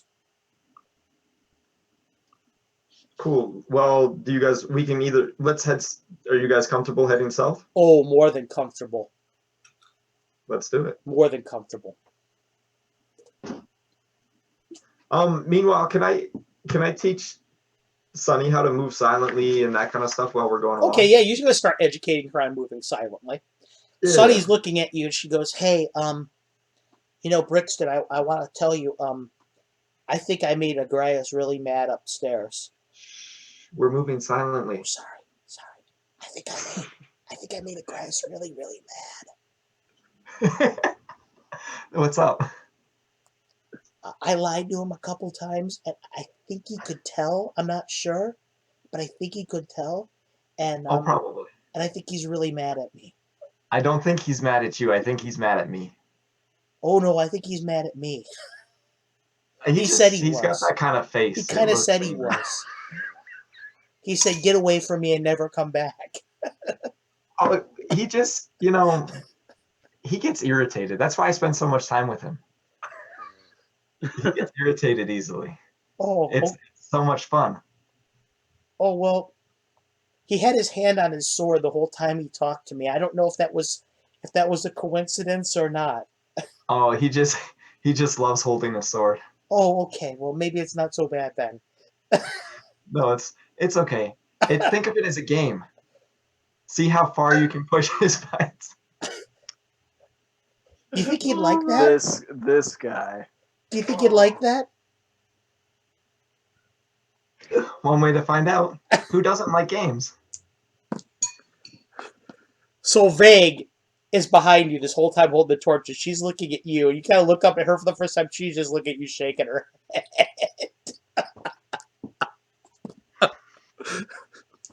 Meanwhile, you're walking down the corridor trying to be silent. Sunny is so light, being young and so small, that she's actually really, really good at it. But for a novice, and especially since you're teaching her the techniques on how to walk and things like that, she's way good at it. As you begin down the southern corridor, there's a lot of foot traffic up and down here. It makes you wonder why there was none going to the east. Finally, the foot traffic turns into a room to the left, to a room to the right. There's doors there, and a room to the south. Okay, so we're like at a three intersection? Yes, I'll stop right there. Meanwhile, upstairs on the road going south, Arion, you're going south, going down there. Tobias is sitting there up next to you. He's been watching the birds this entire time, kind of just eyeballing what he could kill as you're going down the way. I need you to make me a 20-sider. 8. There's another trap door ahead. This one looks like people have put dirt over it. The reason why you noticed it is because it stuck out to you what Herrick said about they'll start to settle if you don't pack them with dirt. Somebody obviously tried to conceal this one, and it's settling. Okay. I halt the caravan and signal for everybody else to do so. It's unsettling. It's unsettling, yes. Agrias, you get that word relayed to you. You're muted. I am? Let's I'm send muted? Someone. No, Patrick was. Oh. let's stop and open it and see if someone shouts up. Can Okay. anyone check for traps first? All right. Lily. So the whole crew stops right in front of it. The only person here in your group right now with any kind of thief training is standing right next to you. It's Lily. Oh god, if I'm responsible for her. Okay. She looks up at you. She goes, "Do you want me to try?" If you feel comfortable, yeah, I'm not going to pressure you into it. As I She grab my takes sword. She takes a deep breath. She goes, "I'll do it." All right, let's do it. She looks at you, Ariane. She's like, excuse me, trying to clamber down through the top. Oh, I'm sorry. She kind of bumps you. I'm grabbing some rope because if this is like the other one, there's something we could tie it off on. Right. And if we need to, we can open it. Herrick goes, I could either hold the other end. She's pretty light, or you could tie it to the caravan. Who said that? Herrick did. I thought Herrick was down below. No, Herrick wasn't down below. Herrick was with you guys. Merrick. Merrick is, not Herrick. Yeah, Herrick goes, you want to, I could either hold it or we could tie it onto the caravan. Up to you.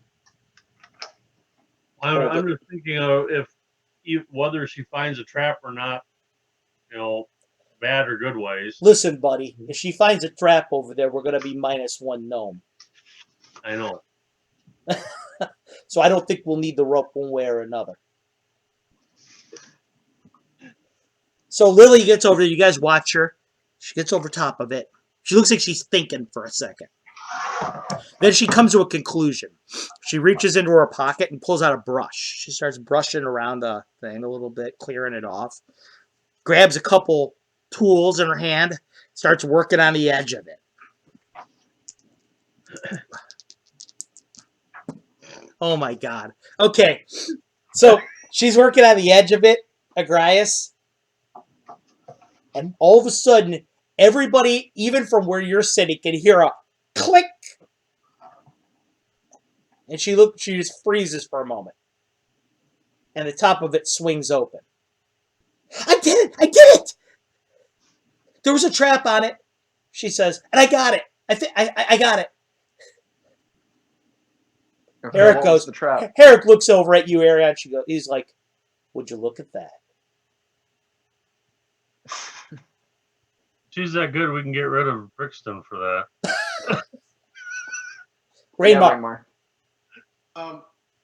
So where is this tunnel opening exactly? It's right in the middle of the road. Just like the other one. Just like the middle, right? The other one's actually in the middle of the road. How did we find it? The ground there was settling a little bit. Remember how Herrick said that if we don't pack it with dirt, it'll settle? Got it. Agrias, what do you want to do here? She looks over it. I got it. Okay, good job. Okay, come back over so you're safe. She comes running back over and jumps up. Excuse me. Sorry, Ariane. Oh, sorry, Tobias. Tobias growls at her. He gets up. Okay, I got it. Oh, Mr. Ariane, Tobias says he's hungry. She sits back next to you, Agrias. I've been trying to train Tobias a little bit here. Mm-hmm. I'm going to try to see if I can convey my,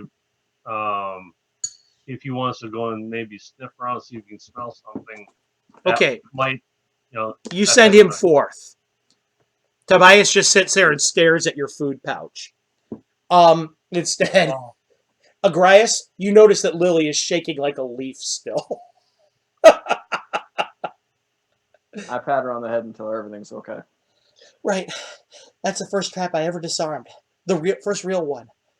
Well done. Good job. It's what, like Brixton said, all you had to do was you had to cut the right wire. It's always what Brixton said.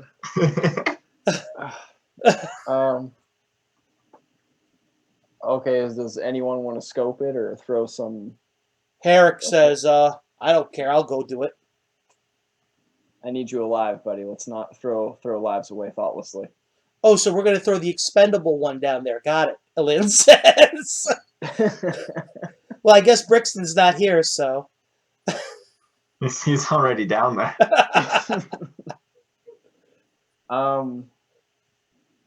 Can we chuck a torch down there and see how far it goes? Herrick goes, I got that. He lights up a Alright. torch. Drops it down there. I'm guessing 50 feet. Square room. There's a looks like a hallway that goes to the north and a hallway that goes down to the south. So that could Or potentially. no, make that the connect to- east. I'm sorry, east and north. East and north. Yeah. Sorry, got turned around there. Okay, so it leads back up to where Brixton and that team are, and then further east. Yeah, Maybe. yeah, I think so. Rainmar. You're muted. Was the road, by the way, was the road fairly straight or did it curve around? No, it was almost dead straight. Rainmar, you're muted right now, buddy. I shouldn't. Oh no, you're good now. I can hear you. What's up? My question was the same as Arion's. No, it went dead straight down the way. Okay. We're still going south on the road. Yes, you are.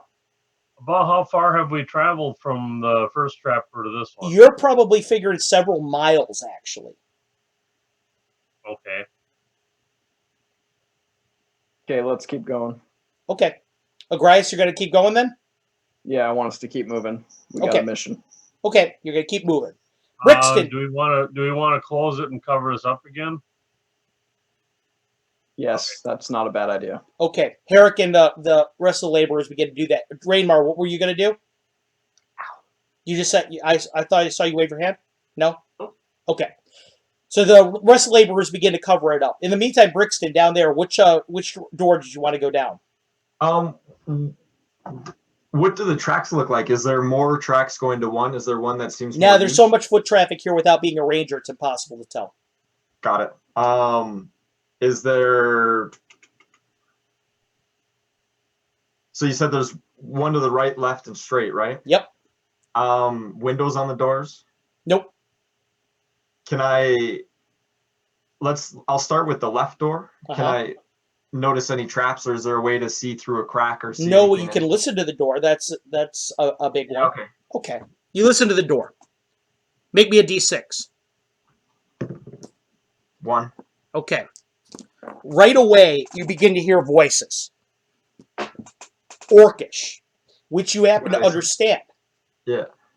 And you hear the following conversation take place. There's at least 5 of them. I don't think they know we're here. They went down towards the water. Did they keep going down towards the water? I don't know. We lost track of them. Did you keep anybody at the room? No, should we have? You idiot. You should have left the sentry behind. They could have followed you back here. It's not too late for me to send somebody back now. Go get Naz and go get Gravak.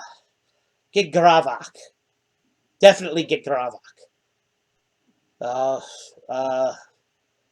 If somebody's found us down here, there's trouble. That's what you hear. What are you going to do? Jeepers. Oh, I relay the message that they're looking for us and they don't know that we know where they are. That means they're coming out through this door soon. You want to go in first? Yeah. Who's first? You want me to go? How often would orcs be open to a parlay? Well, I guess Merrick wouldn't be open to a parlay. Merrick is definitely, and Jindra will not be open to parlay. Yeah, okay. Let's send them in first. All right. Merrick, Jindra look at each other. And then I want Lily behind everybody because we know You mean nobody's Sonny. back there. Sonny is Sonny. behind everybody. I want Sonny behind everybody. She nods. I'll throw darts. They all kind of look at each other. Jindra says, "You ready, buddy?" "Ready, sister." He kicks in the door. All of a sudden. He goes flying in there, his sister right after him. I need you to roll me a d6 for initiative. 4. Okay. What you see in there immediately is there's a 30 by 30 room. It's very large.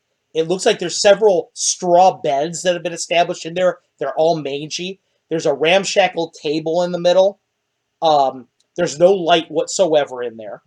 Right away you see some furniture that looks like it's been stolen. It's all mismatched.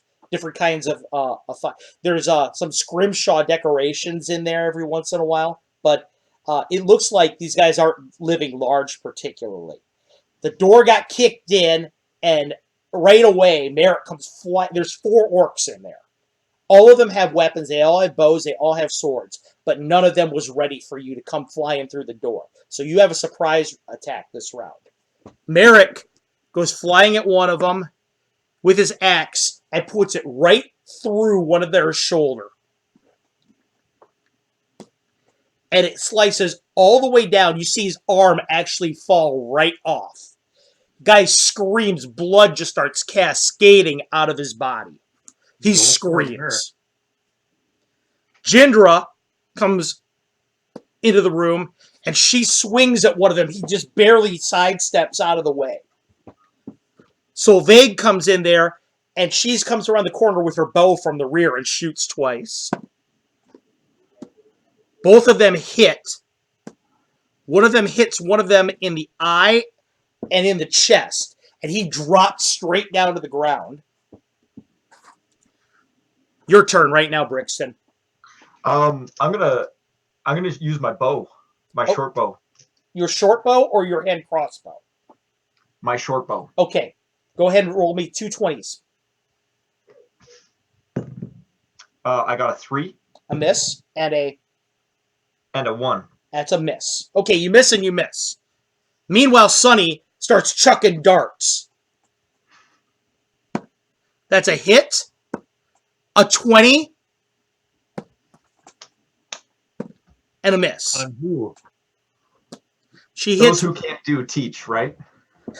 She hits one of them right straight through the ear and one of them right in the side of the face. He grabs his face and starts screaming on the ground. The 20, was that in Brixton's back? No. Meanwhile, up above, the carriages are continuing to go forward. Will you roll unabated until nightfall, or what is the plan at this point? Agrias? Until nightfall. Okay. You guys continue to go down the path until nightfall. In the meantime, Rainmar, you have learned several words and a little bit of functional warg at this point in time. At this juncture, the next session, I will allow you to possibly roll to learn that language, part of that language. Arion, you're still trying to teach Tobias as you roll on, giving him some easy commands. You're learning that teaching a Wolverine is very, very difficult. This guy is ornery, he's obstinate, he's always hungry, and all he wants to do is kill things. Me too. Agrias, you are continuing on forward, going through your leading the pack.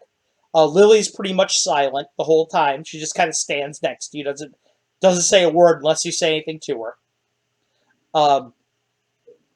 She is after about maybe an hour of going down further the way, she's practicing on this small box, working with her thieves' tools on it. Kind of every once in a while, she'll hit something, and it'll pop out the side, and you'll hear, darn it. She pushes it back in, starts working again. When she notices you looking up at her, she goes, it's something my aunt bought us. Are you practicing how to bypass a trap? Yeah, she goes, if you're going to have me do that more often, I want to be ready, and I want to impress Brixton that I've actually been studying while he's been gone. I think you should worry about impressing the team. She looks up at you. Well, how do I do that? What do you want me to do? Exactly what you're doing. Imagine Brixton is everybody. Okay. She pushes it back in. She stops. To impress she goes, Brixton, and she goes, you are to impress everybody. will you teach me how to use a sword then? if everybody's Brixton, then you're kind of like my master too, then, right? Do not do that. Maybe you could teach me how to swing a sword like you do. I mean, I'll be really useful to the group that way, right? I can fight for you. That's very true. I'm going to teach you something else, though, right now, okay? Okay. Shut up. Okay. I'm going to cast sleep on her.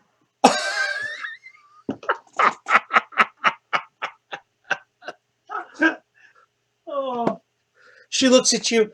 She blinks her little cornflower blue eyes twice and almost falls off of the caravan unconscious. Falls backwards out of the, slumps over into a heap on the ground, on the top of the caravan.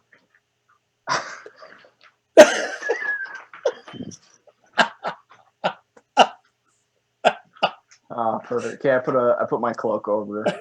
Rainmar, you saw that whole thing. What do you want to do?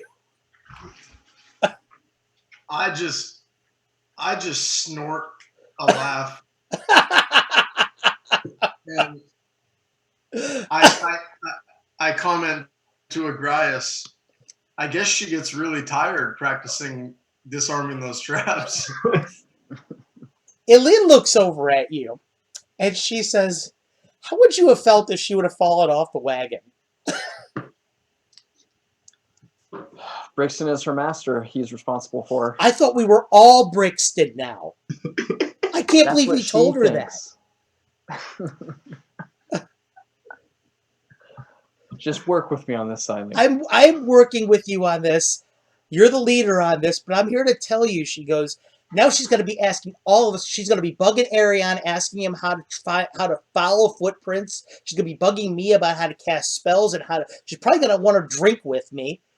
And she's going to keep bugging you about how to use a sword and shoot a bow, if she ever wakes up, that is. It's okay. It's a light spell. And she came here to learn and be an adventurer. She's got to learn all these skills, doesn't she? I guess.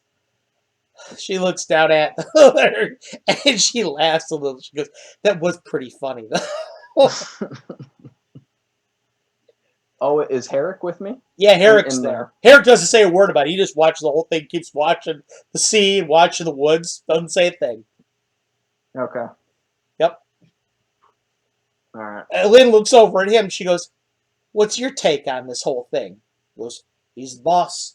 He goes, he looks around. He goes, that's up to him to do.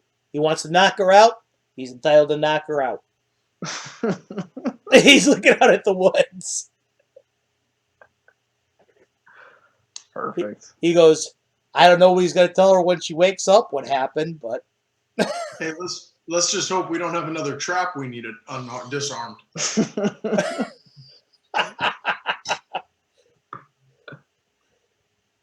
Okay, so you guys continue until nightfall. You guys stop. I would imagine you guys are going to stop the wagons. Yes. At that point. Okay, you guys stop the wagons. You guys circle again?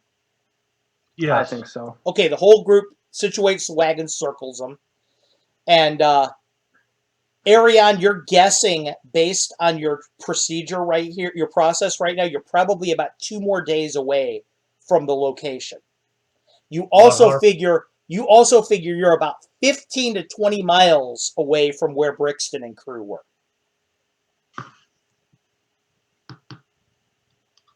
Brixton, in the meantime, you're in the middle of a combat. You guys made the surprise round. Out of the 4 orcs that were down there, there's 2 down. Okay? I need you to roll a d6. 3. Okay. It's your turn to go first. I'm gonna shoot again with my short bow. Okay, roll me 2 20s.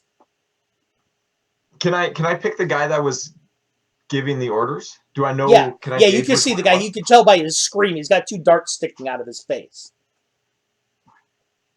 All right, I'll just add to the pincushion. Okay. 4 and 2. Oh my God! You miss him clean both times. I need to go find a new die. I think you do too.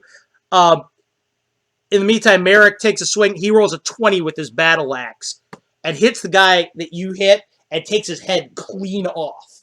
He's laughing maniacally. as he's doing this. It's like, that's for Clan Magmaborn. He rips through his head.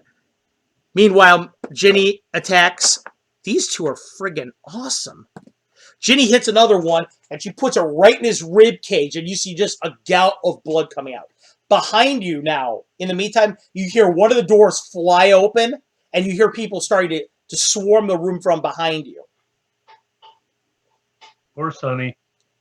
Sonny turns around, Solveig kind of steps in front of her.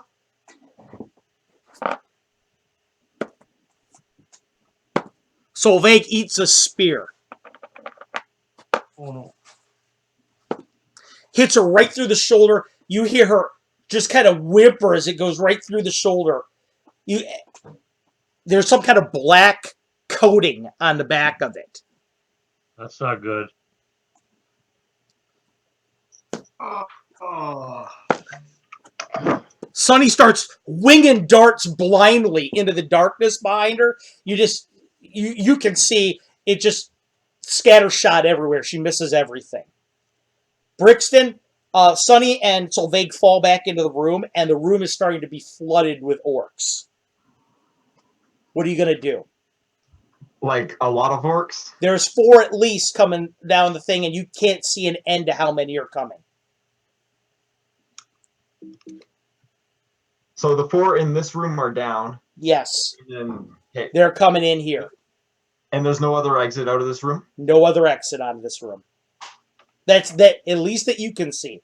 You could try and search for secret doors while this whole thing's happening. No. Okay. Is there anything?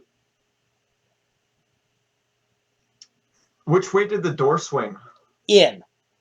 And there is no more door anymore either because Merrick kicked it down. Right, he broke it down. Is there anything above the door frame? Just a little bit of wooden rubble. How much room is there when the orcs are in the door frame?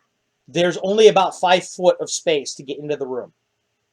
So if I enlarged an orc as it was trying to get through the door, it would wedge in there. Yes. Are you going to do that? Yeah, I'm going to try that. Okay. That's pretty smart, Brixton. You cast enlarge on one of the orcs, the front orc that's coming through. You see him start to expand. He starts to shriek as he wedges himself into the door. He's looking down at you. He looks like an ogre. He's so huge. He's got these burning red eyes and this pig snout, pig skin, huge fangs that are dripping saliva. He's looking at you, cursing at you and the orc. An orc, as she's looking down at you, he goes, "Listen, Joe, I'm going to kill you. I'm going to murder you and all of your friends." He screams. You hear behind him, all these orcs goes, "Get through him! Get through him!" You hear him pushing and shoving. "Pop him like a pincushion if you have to."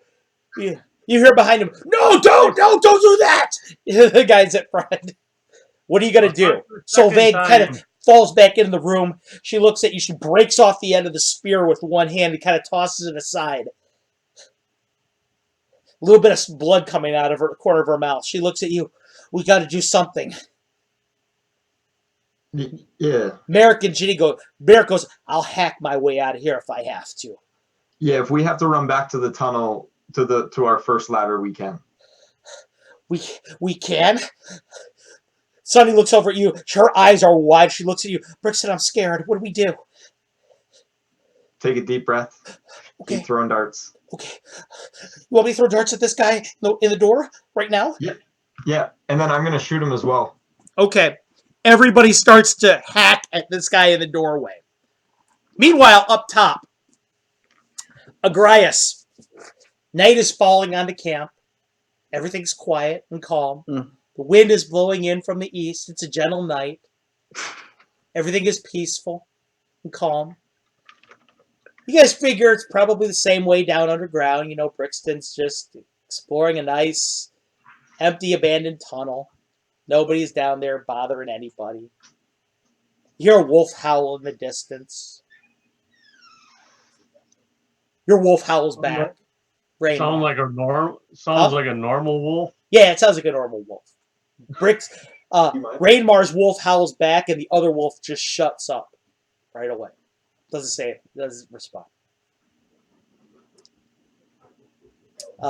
Lynn looks over at you, Rainmar, and says, "You know they can tell, right?" I imagine they can. Normal wolves. Evidently. She kind of looks down into the ring. She goes, "The normal wolves, when they hear a warg, you know they won't. They're subservient to them. If you wanted to, your little wolf down there eventually could have a pack of his own." Well, I suspect she will want that someday. Will you want that for her? Are you going to set her free one day? She's free now. That's good. I'm glad you said that. Says. So anyway, you guys got to create a fire, I imagine, cook dinner, get some sleep. Are you going to do it in shifts? Yeah. Okay. Who's got first shift? Who's got second? Who's got third shift? I'll take first. Ariane, Okay. who's second? I'll scout around and make sure we got, do a perimeter. Who's second shift? I'll do second shift with Herrick. And then Raymar will be third? Okay. Ariane's going to go with Einar. Rainmar will go with Elin. Is going to be how they're all going to do this. All right. In the first shift, everybody is sleeping. Ariane, nothing really happens except for Tobias kind of walks away down to the water's edge and starts he's splashing around it in the seawater. And you can't figure out why at first until you find out that he's got fish, actually. He's killing fish in the shallows. Actually, at one point in time, you're rather surprised because you watch him for a while. He kills about 5 or 6 fish down there, and finally, when he's done, he brings you back one and drops it over you and keeps walking away underneath one of the carriages and goes to sleep. Einar looks over at you. He goes, "Usually he devours everything he kills. I'm pretty surprised." Figured sometime, I help feed him, and he's returning the favor. Well, that means to me that your training is actually maybe working a little better than you thought. It might be. I would hope so. Agrias, your shift comes over. Mm-hmm. Ariane, you end up going to sleep. Agrias, you and Herrick are holding shift. And at this point, now that one day has passed for your character, I need you to make a decision for me. As you remember in your character recap, I mentioned that if you wanted to, you could begin to roll for a couple of different special abilities. Yes, sir. Would you like to roll for a special ability at this point of the ones that were listed? Can I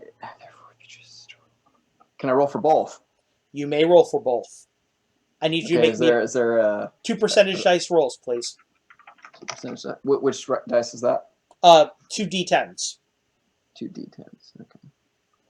Just like you're rolling Marvel, buddy. Got it. Okay.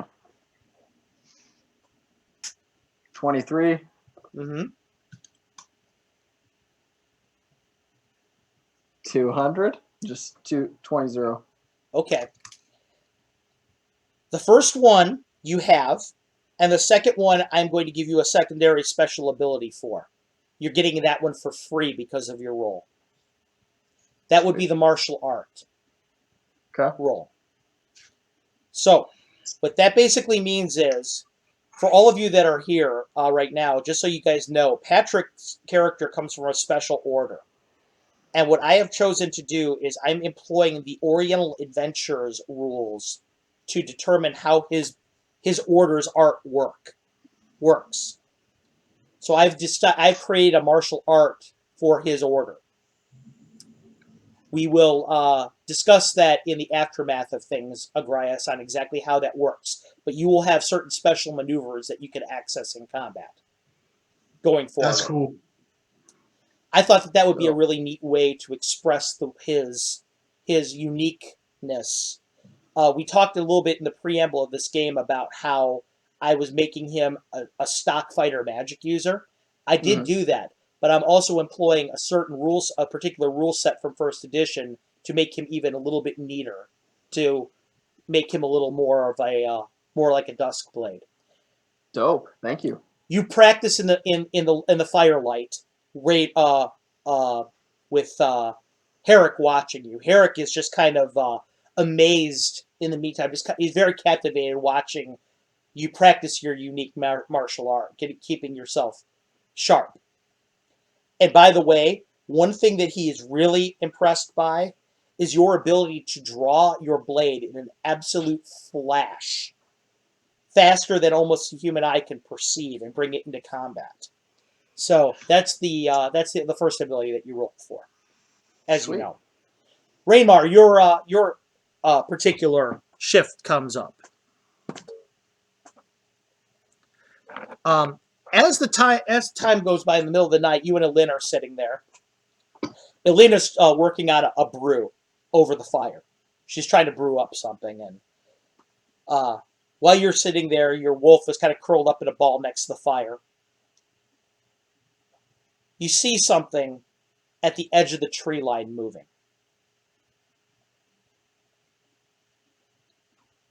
Okay. In the shadows. What are you going to do? I gesture to her that I've seen movement in the trees. She looks over at you. Should I wake the others? And before you make that decision, Raymar, it occurs to you that spellcasters, if you wake them right now, may not get their spells all the way. Well, let's see what this is exactly first. Wow. All right. Okay, cool. Dream. She says, I'll back you up. She picks up her quarterstaff. Are you going to wake up your wolf? Definitely. Okay, you wake up the cub. Kind of looks over at you, starts loping around next to you. Raymar, how do you want to address this? 300 yards distant, there's that tree line. You'll have to cross that open field pretty much to get there. I'm going to let out a howl. Okay. You let out a howl. The movement stops dead. By them stopping dead, you realize that there is a group of about 4 or 5 people, human-sized. Looks like bows in hand. Are they within range to shoot? Real extreme distant range. In fact, for Arion, they would be within range because he's got a composite longbow. For you with a short bow, it's tough. It'd be tough. Can they see us? You think that that's what they were doing, is spying on you.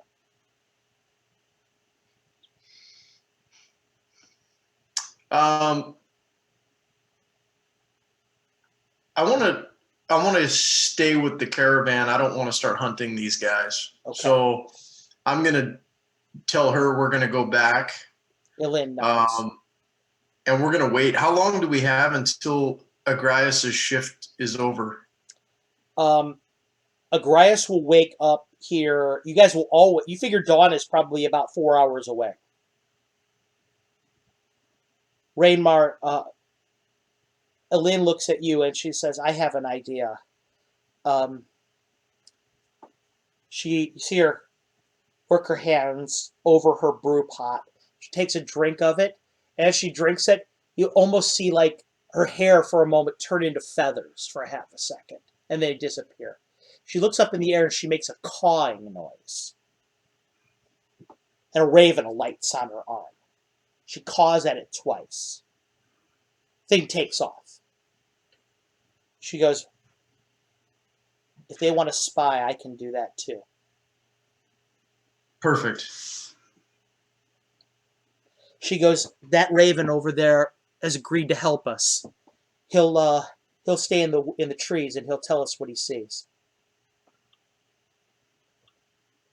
Okay, perfect. Let's go back to waiting by the fire then. Okay. You go back to the fire. About maybe 10 minutes later, the raven comes back. It flies back and starts cawing back and forth at her. She says, 5 men. They're wearing animal skins, black. She says, it sounds like leather armor to me. Bows. I'm thinking bandits. Caws back at it, takes off. Because I told him to watch and make sure to come back if he sees them come any closer. Human though. Human for sure. One thing that ravens are good at, she says, is recognizing faces. I'd be curious how close these human bandits are to the last tunnel opening that we saw. I could ask them. Is it possible for me to just estimate that based on you can where estimate. we camp? You're probably thinking it's about 5 miles, but judging by the way they're moving, they may have come out of that. Okay. Yeah, they may have come out of that. Okay, we're going to wait. Okay, you guys wait over by the fire. And actually, dawn arrives. They end up leaving about maybe 20 minutes after you made them freeze with your wolf howl. They end up leaving. Back the way they came. Bird never comes back. Orgrias and Arion, you guys wake up. The fire is just being put out. Alin's putting out the fire in the morning. She looks over at you. She goes, well, rise and shine, you two. She goes, we had some visitors last night. Rainmar, you want to explain? Yeah, it seems that we had some human bandits doing a little recon on our camp. From where? Came from the north. Say again? Came from the north, she said. Raymar thinks that they might have come out of that tunnel that we buried. Or maybe they came back to the tunnel, found out it was buried, and knew there was something going on. Or maybe our little troop underneath kicked the owners out of their house. Funny you should mention that. Going back to Brixton. Brixton, the helpless orc that is wedged in with your enlarge spell, you hack him to pieces, basically. His body, his corpse is still, because he was helpless, he couldn't do anything. He's hanging there in the middle of the doorway as a barrier. You hear the orcs trying to tunnel through him with axes.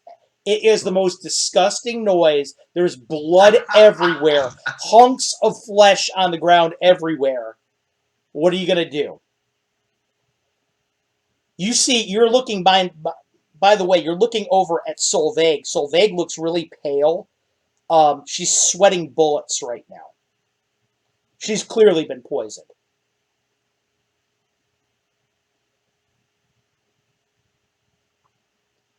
There you go. Brixton, your audio's off. There you Sorry, go. guys. Yeah, there was a train. Sorry. Okay. Can we stack the door? So can I have Merrick and Jindra on one side? Yep. And then so that way when the orcs get through, file through, we can exit.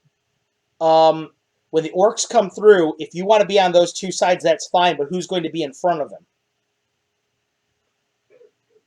Or are you saying everybody's going to go on the sides of the doors? Everybody's gonna stack. Okay. Oh, I got it. Yeah, and then we can either use that as an opening to attack or use that as an opening to run, and then I can make it look like we disappeared down the tunnel. Okay. You get everybody starts to stack. You hear one last hack of an axe through bone, and then quiet for a second. That's when the first flaming oil comes through the hallway into the room and breaks. Goes right through in the room, hits one of the straw beds and breaks, catches it on fire. Smoke starts to fill up the room.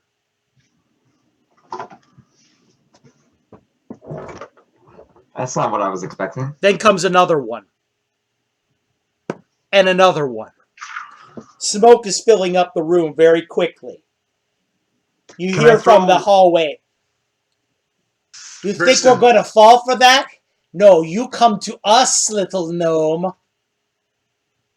Brixton. Yeah. Smoke can be used as cover as well. I mean, if you played it just right. Yeah. Come to us, little gnome. Time to Can die. Can I throw one back through and fire finger it Okay.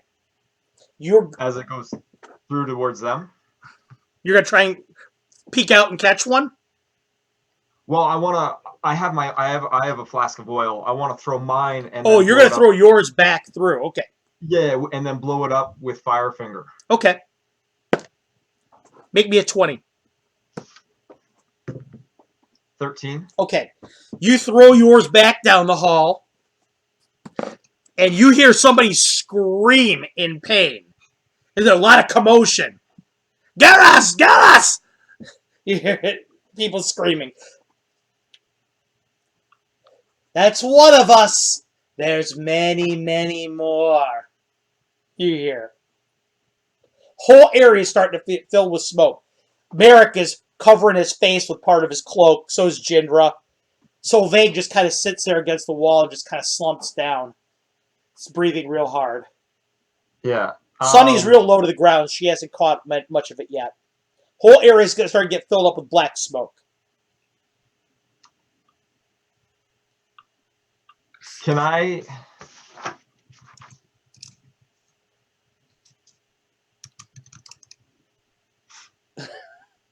How far away is the? So they all came out. So if I was in the tunnel, we went through the right door. They came out of the left door. It's hard to say. You guys were in the room and couldn't see where they were coming from. You heard footsteps. That's all. Okay. Is the door clear to move through? Yes, it's clear to move through. There's a big hole in the body. It's like a frame of enlarged orc. It's a tunnel of gore. It's just absolutely disgusting. But you could go through it. And by the way, in D&D, you get the weirdest situations ever in as far as things like that. Who would ever think that you're going to run through a tunnel of an orc? But anyway, go ahead. Virus would have fun. Yeah. I just wanted to use enlarge and. Oh, you used it, all right. What are you going to do? I think I send Merrick and And Ginger Ginny out? Yeah. He looks at you. Let's He goes, there's going to be a gauntlet of orcs out there. He goes. Says, I don't know how many we're expecting. He goes, but there's going to be a lot of them. Yeah, let's make our way north to the entrance. Okay. Because we can't stay in here. He goes, you follow me up, Jindra? Always, brother. And then how's Solveig? Let's make sure Solveig's conscious enough to move before we start. She looks at you. She goes, leave me here. Leave me here. Come back for me if you make it. I'll slow you down at this point. That's not an option. She looks at you. She goes, if you want to live, it's an option. It's the only option if you want to live. Go.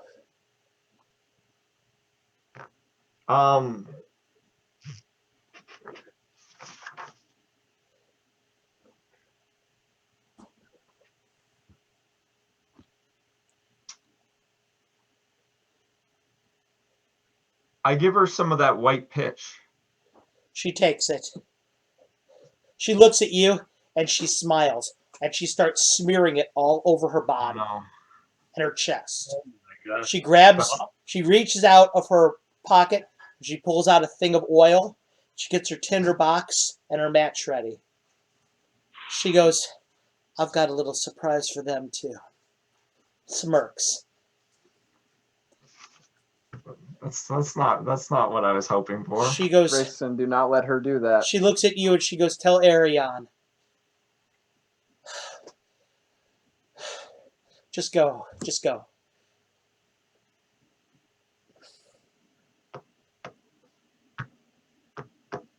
Go! Okay, we go. So you see Merrick, he goes, ah! He starts running down the hallway. he gets all you see is smoke everywhere. It's spoiling infravision. You're running down the hallway. You hit something.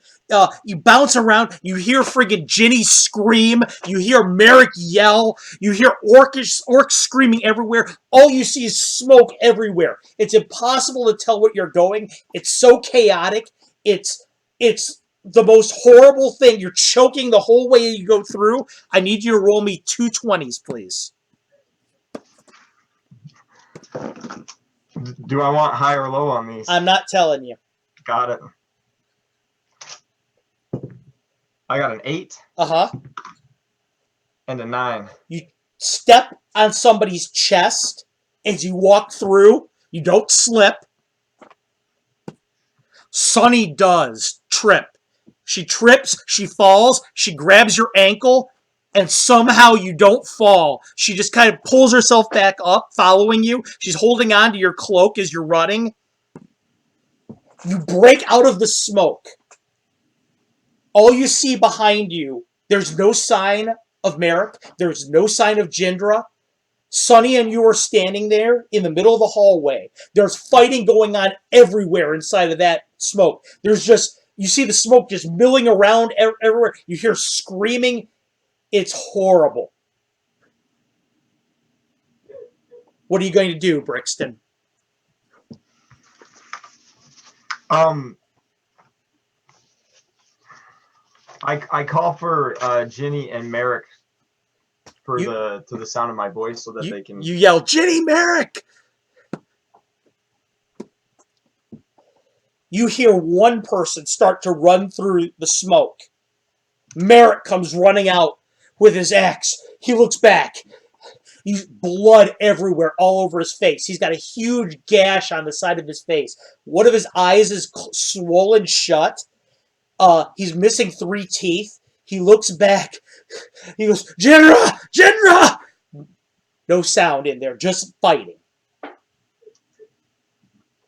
You hear an explosion inside of the room. Huge explosion inside of the room. It knocks you down, actually, the force of it, in the hallway. You smell burning flesh. You hear screaming everywhere. You, Merrick, and Sunny are on the ground. What are you going to do? Do we hear anything? Right now, you're hearing screaming. You're hearing licking flames everywhere.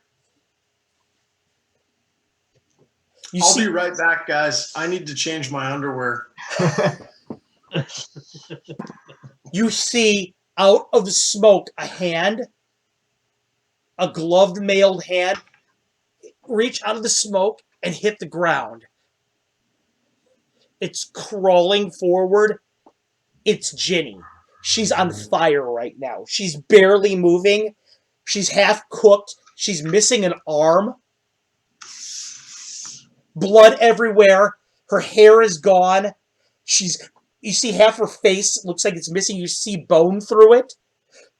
There's Jindra! He screams. He's holding her. He grabs her. He starts holding her. Sister, please. He's holding her. Can I put out the water? Or can I put out the fire with water? It's too much of it. There's way too much of it. The smoke is starting to come towards you, the wall of smoke. Merrick looks back at you. Do something, Brixton, please! Please do something! My sister's dying! Sunny just starts crying. She's wailing. Brixton, please! Use her magic!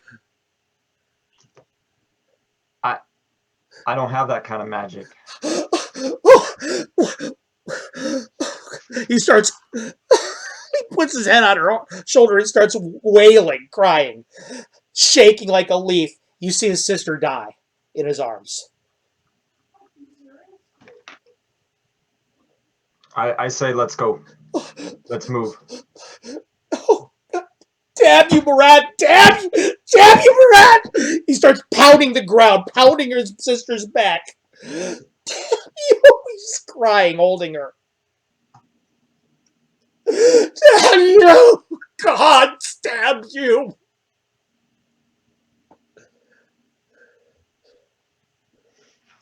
I keep. Let's keep going. He holds his sister in his arms, and he's just holding her back and walking down the hallway with you. Ginny's just, or Sunny's just sitting there, silent now, just silent tears going down her face. She looks absolutely shell-shocked. All the color is out of her face. She's walking next to you, dead silent. He's walking with his sister in his arms. Do I hear anything from behind? No, not a thing. He looks up at you. We need to get her to Arion. Arion can save her. Arion can help her. We just need to get her to Arion. Right? Right, Brixton? Merrick, I don't know if we can catch up with them.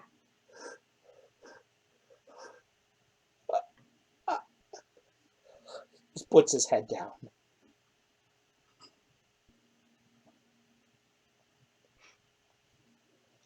Meanwhile, back up at the surface. It's dawn. Oh my. The wind is Okay, coming we're ready. in gently from the east. It's a nice, calm day. Waves are breaking beautifully onto the beach.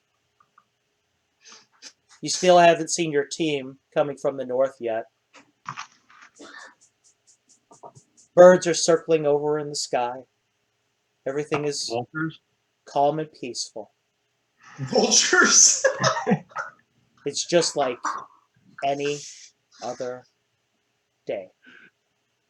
And that's where we'll cut for the day, for the night. Yeehaw.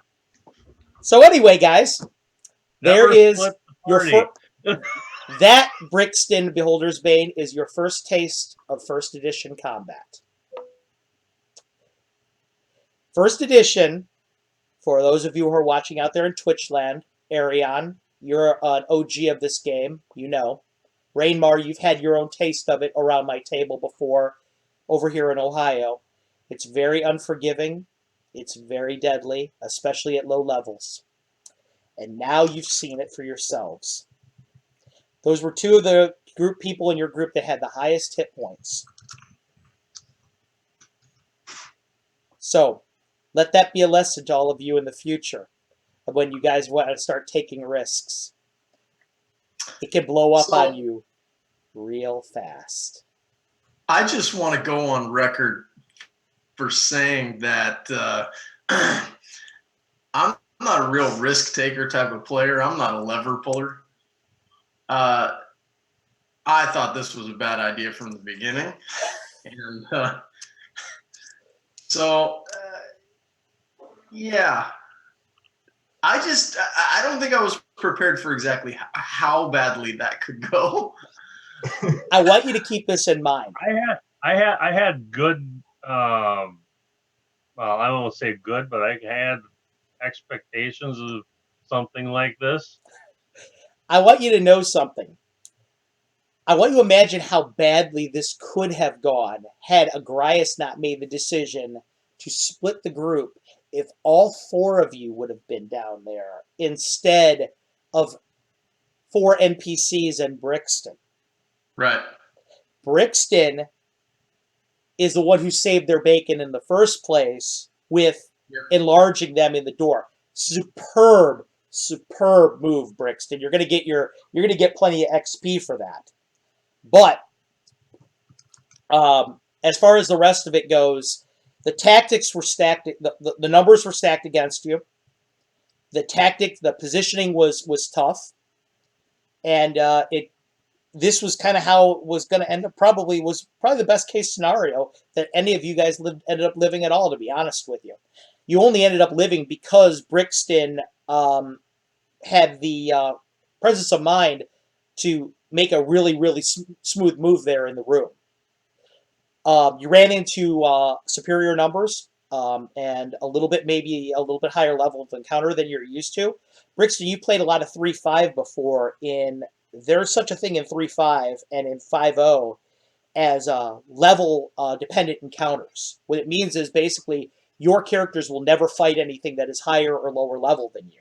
Yeah. First edition doesn't work like that. No. You could run into a dragon at first level if you're not careful, or a friggin' demon lord if you're not careful. 30 wargs. 30 wargs is an example of that. Pile of orcs Agrias, in a way, you saved the group with your decision making, and a Brixton saved the group down there from their completely dying. When we start next episode, the aftermath of what has happened, the fallout will occur. Einar does not yet know that his sister is dead.